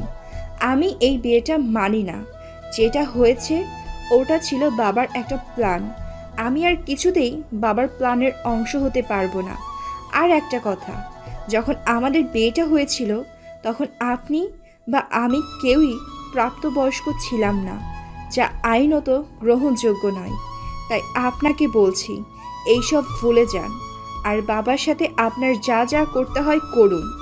আমি বা আমার ভাই কেউ বাধা দিতে আসবে না। আর আমি বাকিটা বলতে না দিয়ে আগুন রেগে চিৎকার করে বলতে লাগলো, ইটস এনাফ, অনেক ছাড় দিয়েছি তোমাকে, আর না। তুমি কি বলছিলে ছোটবেলায় বিয়ে আইনযোগ্য নয়, তাহলে প্রাপ্তবয়স্ক বিয়ে গ্রহণযোগ্য, এটাই তো বলছো তাই না? আগুনের মুখের দিকে তাকিয়ে মৌ মুখের কথা যেন সব হারিয়ে যাচ্ছে। আগুনের চোখ দিয়ে যেন লাভা বের হচ্ছে। মৌ তোতলাতে তোতলাতে বলল, হ্যাঁ মানে আপু তুই কি করছিস? এটা আগুন ভাইয়াকে কেন রাগাচ্ছিস? চুপ কর ইমাম, উনি এমনিতেও প্রচুর রাগী। রাগ করতে কোনো কারণ লাগে না। এখন কি করব বল? দেখছিস না ওনাকে কতটা হিংস্র লাগছে আমার, কিন্তু ভীষণ ভয় করছে ইমাম। দেখুন স্যার, আমি আপনার কথা বলে দিয়েছি, আমি আপনার সাথে থাকবো না। কথাটা শেষ হওয়ার আগেই আগুন মৌয়ের ঠোঁটে ঠোঁট ডুবিয়ে দিল। আগুনের রাগ কামড়ে পরিণত হচ্ছে। মৌর চেয়েও নিজের থেকে আগুনকে সরাতে পারছে না। এদিকে ইমাম লজ্জা পেয়ে অন্যদিকেই ফিরে আসে। কয়েক মিনিট পর মৌকে ছেড়ে দিয়ে হাঁপাতে থাকে আগুন। আর একটু হলে মৌয়ের নিঃশ্বাস আটকে মরে যেত। এই অবস্থা, মৌ প্রচন্ড পরিমাণে রেগে যায়, কারণ ওর সামনে দাঁড়িয়ে আছে ইমাম। ছোট ভাইয়ের সামনে এভাবে কিস করায় মৌ লজ্জায় যেন মরেই যাচ্ছে। এইদিকে আগুনের উপর রাগটা আর সামলাতে না পেরে ঠাস করে আগুনের গালে থাপ্পড় মেরে দিল। মৌ আচমকার এমন ঘটনায় ইমাম আগুন দুজনেই চমকে যায়। আগুন রাগে হাত মুট করে দেয়ালে খুব জোরে ঘুষি মারে, এত জোরে মারে যে হাত কেটে গল গল করে রক্ত পড়ছে। হাজার হোক বাঙালি নারী, কখন নিজের স্বামীর রক্তাক্ত অবস্থায় দেখতে পারে না। মৌ তার ব্যতিক্রম নয়। শাড়ির আঁচলের খানিকটা অংশ ছিঁড়ে আগুনের কাটা হাতটায় বেঁধে দেয়। মৌ কিছু বলতে যাবে, তখনই আগুন মৌকে ঘাড়ে তুলে নিয়ে কারখানা থেকে বেরিয়ে পড়ল। সাথে সাথে ইমামও আগুনের সাথে বেরিয়ে গেল। স্যার আপনি কি করছেন? প্লিজ আমাকে ছাড়ুন। ইমাম ভাই, ডেঞ্জারাস লোকটার হাত থেকে আমাকে বাঁচা। আজ হয়তো আমাকে মেরেই ফেলবে। ইমাম মৌকে নিয়ে আগুন চৌধুরীর ম্যানশনে ফিরে এলো। এদিকে লীনা আগুনকে দেখে ভয় পেয়ে হাত পা কাঁপছে। আগুন লীনার সামনে এসে বলে, নীলা ইমামকে ও রুম দেখিয়ে দেয়, আর এখন যেন কেউ আমাকে ডিস্টার্ব না করে। কথাটা বলে আগুন মৌকে কোলে নিয়ে উপরের রুমে নিয়ে চলে যায়। আগুনকে যেতে যেতে নীলা যেন হাফ ছেড়ে বাঁচলো। ইমামকে নিচের একটা রুম দিয়ে নিজেদের কাজে চলে গেল লীনা। স্যার প্লিজ, আপনি কি পাগল হয়ে গেলেন নাকি? কি করছেন কি? মৌয়ের কোনো কথাই যেন আগুনের কানে ঢুকছে না। আগুন মৌয়ের শাড়ি খোলায় ব্যস্ত। খুব শখ না আমার থেকে দূরে চলে যাওয়ার, তাই না? আজ তোর এমন অবস্থা করব আমি যে আমাকে ছেড়ে যাওয়ার কথা ভুলেও মনে আনবি না। আগুন মৌয়ের শাড়ি এক ঝটকায় খুলে ফেলে। ফুলের চুরে মেরে মৌকে বেডের সাথে দুহাত চেপে ধরে সারা মুখে চুমু দিতে থাকে। এক পর্যায়ে চুমুগুলো কামড়ের রূপ নিতে নিতে ঠোঁটে, গলায়, পেটে কামড় দিতে থাকে। মৌ যন্ত্রণায় দাঁতে দাঁত চেপে সহ্য করতে থাকে। মৌ ভালো করেই বুঝতে পেরেছে আজ অবস্থার জন্য ও নিজেই দায়ী। এই কথাগুলো না বললেও হয়তো আগুন কখনো এমন কাজ করতো না। আগুন আজ হিংস্র বাঘের মতো মৌয়ের শরীরে আঘাত করছে, ওর হিংস্র ভালোবাসা দিয়ে। একটা সময় আগুন ক্লান্ত হয়ে মৌয়ের পেটের উপর মুখ গুজে দিয়ে ঘুমিয়ে পড়ে। স্যার, ইমাম আগুন চৌধুরীর হাতে ধরা পড়েছে, এখন আমরা কিছুই করতে পারবো না। শিট, এটাই হওয়ার বাকি ছিল। আমার সব প্ল্যান ফ্লপ হয়ে গেল। না, এখানে আর থাকা যাবে না। এখনই আমাকে এই শহর থেকে পালিয়ে যেতে হবে, নয়তো আগুন আমাকে ছাড়বে না। কোথায় পালাবেন আঙ্কেল? আরমান খান পালানোর কথার সময় মাহিম পেছনে এসে দাঁড়ায়, কিন্তু আরমান খান মাহিমের উপস্থিতি টের না পাওয়ার অনবরত কথা বলে যাচ্ছে। কি হলো আঙ্কেল, মুখে দই জমে রাখছেন নাকি? কথা বলছেন না যে? আরে না মাহিম বাবা, পালাবো কেন? আমি তো মৌয়ের কথা বলছিলাম। আরে বাস, এ দেখি আমার থেকে এক কাঠি উপরে কি সুন্দর অনবরত মিথ্যা কথা বলে যাচ্ছে। আমি নিজ কানে শুনলাম উনি শহর ছেড়ে নিজে পালিয়ে যাওয়ার কথা বলছে, আর এখন মিথ্যা কথা বলছে। নিশ্চয়ই কোনো ঘাপলা আছে। আর তা কি ওটা আমাকে বের করতে হবে? ও আচ্ছা, তা মৌয়ের কোনো খবর পেয়েছেন? না বাবা, খোঁজ চলছে। মাহিম বাবা, তোমাকে আজ একটু শহরের বাইরে যেতে হবে। ও ঠিক আছে, কোনো সমস্যা না, আপনি যান। এই সুযোগে আপনার পিছনে সবটা জানতে হবে আমাকে। কথাগুলো ভাবতে ভাবতে মাহিম বাইরে চলে গেল। অনেকক্ষণ যাবৎ মৌয়ের শাওয়ার অন করে তার নিচেই বসে আছে। না, কান্না পাচ্ছে না। মৌয়ের নিজের বাবার কর্মকাণ্ডের কথা শুনে ঘৃণায় লজ্জায় মাথা কাটা যাচ্ছে মৌয়ের। আচ্ছা আমি যদি নিজেকে আগুনের জায়গায় থাকতাম তাহলে কি করতাম? আমি হয়তো সব কিছু ধ্বংস করে দিতাম, কঠিন শাস্তি দিতাম আগুনকে। কিন্তু সেই জায়গায় আগুন যা করেছে তা হয়তো আমি তা কখনোই করতে পারতাম না। শত্রুকে কখনো ভালোবাসতে পারতাম না। না, আর এমন ভুল আমি করব না। আগুনকে আপন করে নিব। বাবার করা প্রত্যেকটা ভুল আমি শুধরে দিব। মৌ শাওয়ার নিয়ে কালো রঙের একটা শাড়ি পরে নেয়, এলোমেলো ভেজা চুল ছেড়ে দিয়ে ঠোঁটে লেপটে যাওয়া কাজল ঠিক করতে থাকে। তখনই হঠাৎ কেউ কোমর ধরে জড়িয়ে ভেজা চুলে মুখ গুজে দেয়। মৌয়ের বুঝতে আর বাকি নেই কে ওকে আষ্টে পিষ্টে জড়িয়ে ধরে আছে, কিন্তু মৌয়ের মুখে কোনো কথাই নেই। চোখ বন্ধ করে আগুনের শরীরে ঘিরান নিতেই লাগলো মৌ। আই এম সরি মন পাখি, রাগের বসে তোমাকে এত হার্ট করার জন্য। মৌ আগুনের কথার কোনো উত্তর না দিয়ে উল্টো প্রশ্ন করলো, স্যার, আমি আপনার বোনের সাথে দেখা করতে চাই। মৌয়ের মুখে এই কথা শুনে আগুন মৌকে ছেড়ে দিয়ে নিজের দিকে ঘুরি অবাক দৃষ্টিতে তাকিয়ে বলল, তুমি সত্যি দেখা করতে চাও বোনের সাথে? আগুনের কথার প্রতি উত্তরে মৌ মাথা নেড়ে সায় দেয়। আগুন মৌয়ের কথায় খুশি হয়ে শক্ত করে জড়িয়ে ধরে বলে, আই এম সো হ্যাপি মন পাখি, তুমি সত্যি সবটা মেনে নিয়েছো দেখে। আপনাকে কে বলল যে আমি সবটা মেনে নিয়েছি? মৌয়ের কথা শুনে আগুনের মুখের হাসি হঠাৎ করেই গায়েব হয়ে গেল। মন পাখি বনু বাংলাদেশে নেই, মম ড্যাড ওকে ইউকেতে নিয়ে গেছে চিকিৎসার জন্য, তাই তুমি এখন বনুর সাথে দেখা করতে পারবে না। তবে কি? ভালোবাসি মন পাখি, খুব ভালোবাসি। প্লিজ আমাকে আর একা করে চলে যাও না। এত বছর পর তোমাকে কাছে পেয়েছি, আমার ভালোবাসাটা আমি আর হারাতে চাই না। আমি জানি আপনার কষ্ট হচ্ছে, তবে আপনার এই কষ্ট দূর করেই তবে আমি আপনাকে নিজের করে নিব। তার আগে আমাকে যতটা কষ্ট দিয়েছ ততটাই কষ্ট আমি তোমাকে দিব। আমি হাত দিয়ে থামিয়ে দিল মৌ। দেখুন মিস্টার চৌধুরী, আপনি অনেক টর্চার করেছেন আমার উপর। আমি ইচ্ছে করলেই এর কঠোর প্রতিবাদ করতে পারতাম, কিন্তু আপনার রাগ জেদের উপর আমি কোনো কথা বলিনি। তবে এখন থেকে আমার উপর কোনো প্রকার জোর করলে তার ফল খুব একটা ভালো হবে না আপনার জন্য। আর হ্যাঁ, আমার বাবা যা যা করেছে তা জঘন্যতম অন্যায় করেছে। আমি শাস্তি দিব আমার বাবাকে, এমন শাস্তি দিব যা কখনো কল্পনাও করতে পারবে না। আগুন মৌয়ের এমন কথা শুনে যেন আকাশ থেকে বলল।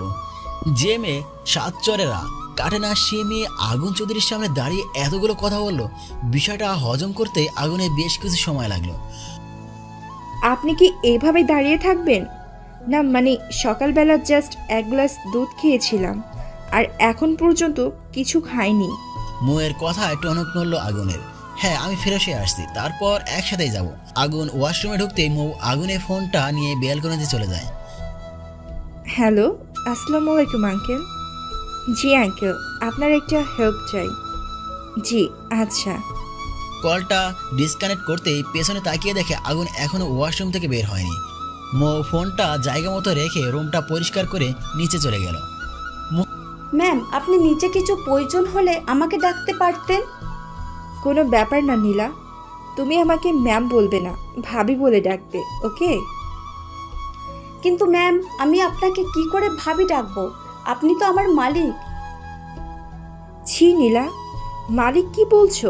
মালিক তো একমাত্র আল্লাহ তাআলা, আর কেউ না। আর আমরা তার বান্দা, তাই মালিক বলবে না, আর না ম্যাম, ভাবি বলে ডাকবে, মনে থাকবে? জি ভাবি। মুখে হাসি নিয়ে বলল নীলা। এখন কিচেনে চলো, রান্না করব। তুমি আমাকে হেল্প করবে। কোথাও কি জিনিস আছে তা তো আমি জানি না, তুমি একটু দেখিয়ে দিবে। ভাবি, তার আর কোনো দরকার নেই, আমার সব রান্না শেষ, টেবিলে সব সাফ করা হয়ে গেছে। মৌ আর কথা না বাড়িয়ে টেবিলে বসে পড়ে। অন্যদিকে আগুনও ফিরে এসে নিচে ডাইনিংয়ে চলে আসে। ইদানিং আগুন মৌয়ের কাজ দেখে অবাকের পর অবাক হচ্ছে। মৌয়ের চালচলন পুরো এক গৃহিণীর মতো, সবসময় আগুনের পছন্দ অপছন্দ খেয়াল রাখে, নিজ হাতে রান্না করে। কিন্তু সব কিছুর মাঝেও মৌ আগুনের কাছাকাছি থাকে না, দূরত্ব বজায় রেখে চলে যা আগুনকে অতিমাত্রায় কষ্ট দেয়। কিন্তু মৌয়ের সামনে তা প্রকাশ করে না। এদিকে আগুন ইমামকে বড় নাম করা একটা কলেজে ভর্তি করিয়ে দেয়। দেখতে দেখতে 2 মাস কেটে গেল, কিন্তু মৌয়ের আচরণের কোনো পরিবর্তনই ঘটল না। মৌ তার নিজের মতো করেই চলছে, কিন্তু দিন শেষে রাতটা আগুনের বুকে ঘুমিয়ে কাটে মৌয়ের, আর এইটুকু পেয়েই শান্তি পায় আগুন। হ্যালো, কাজটা কি কমপ্লিট? ইয়েস ম্যাম, আপনার কথা মতোই সবটাই হয়েছে। ওকে, আমি আসছি। মৌ তাড়াহুড়া করে রেডি হয়ে বেরিয়ে গেল। গাড়ি ছাড়া আগুন সোফায় বসে ল্যাপটপে কাজ করছিল। হঠাৎ করে মৌকে এভাবে বেরোতে দেখে আগুন মৌয়ের পিছু নেয়। কিছু দূর যেতেই মৌ একটা অটো থামিয়ে চলে যায়। আগুনও মৌয়ের পিছু পিছু অন্য একটা অটো ধরে মৌকে ফলো করে। কিছুক্ষণ পর, ম্যাম ওই পাশটায় চলুন, ওদের আলাদা আলাদা রুমে আটকে রাখা হয়েছে। কেমন আছেন মিস্টার আরমান খান? আরমান খান কারো গলা শুনে মাথা উঁচু করে অবাক হয়ে তাকিয়ে আছে। কি ব্যাপার মিস্টার খান, নিজের মেয়েকে দেখে এভাবে চমকে উঠলেন কেন? আমাকে তো এতদিন পাগলা কুকুরের মতো খুঁজেছিলেন, আর আজ আমি আপনার চোখের সামনে দাঁড়িয়ে আছি। এটা তো আপনার খুশি হওয়ার কথা, তাই না? আরমান খান নিজের চোখ যেন বিশ্বাসই করতে পারছে না। তার ভিতু মেয়ে আজ বাঘিনীর মতো আচরণ করছে তা দেখে। মৌ, তুই কি আমাকে?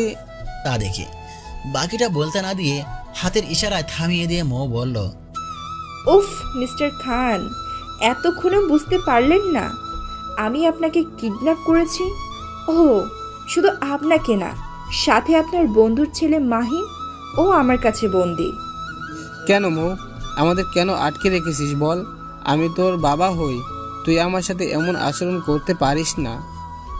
আরমান খানের কথা শুনে মৌ আরমান খানের মুখ চেপে ধরে রক্ত চক্ষু দিয়ে। চুপ, একদম চুপ। তুই কখনো কারোর বাবা হতে পারিস না। তোর কাছে টাকাটাই সব। এই টাকার জন্য তুই আমার মাকে খুন করেছিস, তাই না? মৌয়ের কথা শোনা মাত্রই আরমান খান তোতলাতে তোতলাতে বলে, তুই কি করে জানলি? তার মানে কি তুই ইমাম? হ্যাঁ ইমাম, আমার কাছে আছে, আর আমার মায়ের ডায়েরিটাও আমার হাতে। ডায়েরিটা বের করে হাতে নিয়ে দেখালো মৌ। তুই সব জানতে পেরেছিস? কি ভেবেছিলি মিস্টার খান, আমি সবটা জেনেও কিনা আমার মাকে খুন করেছে, তাকে কিনা 5 বছরের বাচ্চা মেয়েটাকে খুন করার জন্য একবারও যে কলিজা কাঁপলো না, তাকে আমি এমনি এমনি ছেড়ে দিব? ইম্পসিবল, তার শাস্তি তো পেতেই হবে। মৌ মীরকে চোখের ইশারায় করতে আরমান খানকে একটা কাচের তৈরি একটা ছোট বক্স আকারের ভেতর আরমান খানকে ঢুকিয়ে দেওয়ার পর মৌ নিজেই হাতে পেট্রোল ঢেলে দিয়ে আগুন ধরিয়ে দেয়। আরমান খান চিৎকার করে মৌয়ের কাছে প্রাণ ভিক্ষা করে। মৌ মাটিতে বসে পড়ে, অঝরে চোখের পানি ফেলতে ফেলতে হাসছে পাগলের মতো। মা দেখো, আমি তোমার মৃত্যুর প্রতিশোধ নিয়েছি। তোমাকে যেভাবে আগুনে পুড়ে মেরেছিল, ঠিক সেইভাবে আজ আরমান খানকে আগুনে পুড়েছি। ম্যাম প্লিজ শান্ত হন, এখনো একজনকে আপনার শাস্তি দেওয়া বাকি আছে। তাকে শাস্তি না দিয়ে এভাবে আপনি দুর্বল হতে পারেন না। মৌ চোখের পানি মুছে উঠে দাঁড়িয়ে পাশের রুমে যাওয়ার জন্য পা বাড়াতে দেখে আগুন সামনে দাঁড়িয়ে আছে। আপনি এখানে? কেন এখানে আমাকে দেখবে এটা আশা করনি কখনো, তাই তো? মৌ মাথা নিচু করে দাঁড়িয়ে আছে। আগুন মৌয়ের কাছে গিয়ে মৌয়ের হাত ধরে মাহিমের সামনে নিয়ে যায়। মাহিমের হাত পা চোখ বাঁধা। মীর মাহিমের চোখের বাঁধন খুলে দিতেই মাহিম সামনে মৌকে দেখে খুশি হয়, কিন্তু পরক্ষণে পাশে আগুনকে দেখে মুখ কালো করে ফেলে। জিজ্ঞাসা করে, এসবের মানে কি মৌ? আমাকে এভাবে ধরে আনা হয়েছে কেন? আর এই আগুন চৌধুরী তোমার সাথে কেন? আমার সাথে আমার হাজবেন্ড থাকবে, এটা কি স্বাভাবিক না মাহিম? মৌয়ের কথা শুনে যেন মাহিমের মাথা ঘুরতে লাগলো। কি বলছো তুমি? উনি তোমার হাজবেন্ড? স্যার দয়া করে আমাকে ছেড়ে দিন, আমি কোনোদিন মৌয়ের সামনে আসবো না, দয়া করেন স্যার। কেন মিস্টার মাহিম, কোনো সন্দেহ আছে নাকি? মাহিম কি বলবে বুঝতে পারছে না। আগুনকে দেখে ভয়ে মাহিমের হাত পা ঠান্ডা হয়ে যাচ্ছে, কারণ 2 বছর আগে এক মেয়েকে রেপ করার পর আগুনের সামনে ধরা পড়ায় আগুন ওকে এমন মেরেছে যে 6 মাস কোমায় ছিল মাহিম। প্রায় 1 বছর লেগেছিল সুস্থ হতে, আর আজ আবার সেই আগুনের চোখের সামনে দাঁড়িয়ে আছে। সেই আগুনের চোখে কি মিস্টার মাহিম, গতবার অন্য মেয়েকে রেপ করার জন্য এমন মান মেরেছি যে 1 বছর লেগে গেছিল সুস্থ হতে, আর আজ আবার আমার সামনে বসে আসিস আমার স্ত্রীর দিকে কুনজরে তাকানোর জন্য? মন পাখি, এর শাস্তি আমি দেবো আমার নিজের হাতে। মৌ মিষ্টি হাসি দিয়ে বলল, ওকে ডান।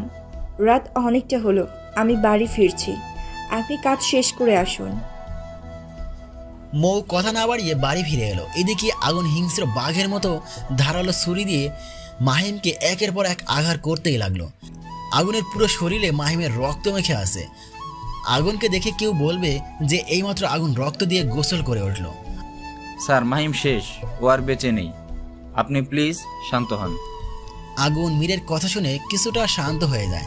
তারপর রুমাল দিয়ে হাতে লেগে থাকা রক্ত মুছে ফেলে মীরকে লাশ দুটোর ব্যবস্থা করতে বলে বেরিয়ে যায়। ভাবি, আপনাকে না আজ অসম্ভব সুন্দর লাগছে, আমাদের চোখ সরছে না আপনার ওপর থেকে। স্যার তো আজ আপনার রূপে খুন হয়ে যাবে। কথাটা বলে লীনা হাসিতে ফেটে পড়ছে, আর মৌ বেচারি লজ্জায় লাল নীল হয়ে যাচ্ছে। তখনই মৌয়ের ফোনটা বেজে উঠল। মৌ ফোনে হাতটা নিয়ে দেখে ইউকে থেকে আরিয়ান চৌধুরী কল এসেছে। মৌ হাসি মাখা মুখ নিয়ে কলটা রিসিভ করে। হ্যালো, আসসালামু আলাইকুম বাবা। ওয়ালাইকুম আসসালাম মামুনি, কেমন আছো? আর সব কিছু ঠিকঠাক আছে তো? আলহামদুলিল্লাহ ভালো।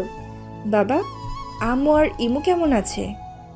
তোমার আম্মু আলহামদুলিল্লাহ ভালো আছে, আর ইমু মা যেমন ছিল এখনও তেমন আছে, তবে ডক্টররা চেষ্টা চালিয়ে যাচ্ছে। ও বাবা, আপনাকে অনেক অনেক ধন্যবাদ ইউকে থেকে আমাকে হেল্প করার জন্য। আপনি না থাকলে আজ আমার মায়ের খুনির শাস্তি দিতে পারতাম না, আর না পারতাম ইমুর সাথে করা অন্যায়ের শাস্তি দিতে। পাগলি মেয়ে, আমি তো এখন তোমার বাবা, তাই না? আর বাবা হয়ে মেয়েকে সাহায্য করব না, এটা কি করে হয়? আচ্ছা শোন, আমার এখন একটা ইম্পর্টেন্ট মিটিং আছে, রাখছি, পরে কথা হবে। জি বাবা, আল্লাহ হাফেজ। কলটা কেটে এক দীর্ঘ নিঃশ্বাস ফেলল মৌ। তারপর আয়নায় নিজের সাজ দেখতে দেখতে আগুনের কথা মনে করতেই মোর ভীষণ লজ্জা করছে। কি করে কি শুরু করবে এটা ভেবেই মৌ লজ্জা শেষ। ভাবি প্লিজ এত লজ্জা পাবেন না, আপনার এই লজ্জা মাখা মুখটা ভীষণ কিউট লাগছে। কথা বলতে বলতে গাড়ির হর্ন শুনতে পায় মৌ। ভাবি স্যার মনে হয় এসে গেছে, আপনি রুমে বসে থাকুন, আমি দেখছি। লীনা রুম থেকে বেরিয়ে নিচে নেমে এসে আগুনকে দেখে ভয়ে হাত পা কাঁপছে। আগুনের পুরো শরীরে রক্তে চুপচুপ করছে। আগুন লীনার দিকে না তাকিয়ে নিচের গেস্ট রুমে গিয়ে শাওয়ার নিয়ে নেয়। নীনা, কার জীবন আজ শেষ হলো কে জানে। আমারও তাই মনে হচ্ছে। নীলা, যাই হোক, ভাবির রুমে দুধ রেখেছিস তো? হ্যাঁ নীনা, এখন স্যারকে রুমে পাঠাতে হবে, কিন্তু কি করে? শাওয়ার নেওয়ার পর আগুনের মাথা ঠান্ডা হতেই মৌয়ের কথা মনে হতে টাওয়াল পরা অবস্থায় উপরে চলে গেল আগুন। এদিকে লীনা আগুনের এই অবস্থা দেখে হেসে কুটি কুটি হয়ে পড়ছে, কিছুতেই হাসি থামাতেই পারছে না। উফ, আর কতক্ষণ এইভাবে উজবুকটার জন্য অপেক্ষা করব? ধ্যাত, ভালো লাগে না। কথাগুলো বলতে বলতে দরজা খুলে শব্দ পায় মৌ। শব্দ পেয়ে বেলকনির দিকে চলে যায় মৌ। রুমে ঢুকতেই আগুন চমকে যায়। পুরো রুমটায় লাল আর কালো গোলাপ দিয়ে অসম্ভব সুন্দর করে ডেকোরেট করা হয়েছে। মৌ লজ্জা মাখা মুখ নিয়ে আগুনের সামনে এসে দাঁড়াতেই আগুন হা করে তাকিয়েছে মৌয়ের দিকে। রুমের চারিদিকে ছোট ছোট মোমবাতি আর কালারফুল ডিম লাইটের আলোতে মৌকে অসম্ভব সুন্দর লাগছে। জর্জেট নীল শাড়ি, চোখে গাঢ় কাজল, ঠোঁটে গোলাপি লিপস্টিক দেওয়াতে মৌয়ের শাড়ি ভেদ করে মৌয়ের সৌন্দর্য যেন উপচে পড়ছে। আজ আগুন ধীরে ধীরে মৌয়ের কাছে এসে মৌয়ের কপালে নিজের কপাল রেখে প্রশ্ন করে আগুন, মন পাখি, আজ কি আমায় তোমাকে ভালোবাসার অনুমতি দিবে তোমাকে আজ সম্পূর্ণ নিজের করে পাওয়ার প্লিজ? আগুনের প্রত্যেকটা নিঃশ্বাস মৌয়ের মুখে আসে বসে। মৌ আগুনের কথার কোনো উত্তর না দিয়ে আগুনের ঠোঁট জোড়া নিজের ঠোঁটের দখলে নিয়ে নিল মৌ। কিছুক্ষণ পর মৌ ঠোঁট ছেড়ে দিতেই লজ্জায় লাল হয়ে অন্যদিকে ফিরে রইল। ইস মন পাখি, তোমার এই লজ্জা মাখা মুখটা দেখে আমি তো খুন হয়ে যাব। তুমি এত কিউট কেন? ইচ্ছে করছে তোমাকে খেয়ে ফেলি। মৌ এতটাই লজ্জা পাচ্ছে যে হাত দিয়ে মুখ ঢেকে রেখেছে, কিছুতেই আগুনের দিকে তাকাচ্ছেই না। আগুন দেরি না করে মৌকে আর চোখে নিয়ে বেডের উপর শুইয়ে দিয়ে নিজের সম্পূর্ণ ভরটা মৌয়ের উপর ছেড়ে দিল। আজ আগুন আর মৌয়ের ভালোবাসা সম্পূর্ণভাবে পূর্ণতা পেল। দুটো হৃদয় মন একসাথে মিলেমিশে একাকার হলো। আজ কেউ নেই ওদের মাঝে, আছে শুধুই ভালোবাসা। সমাপ্ত।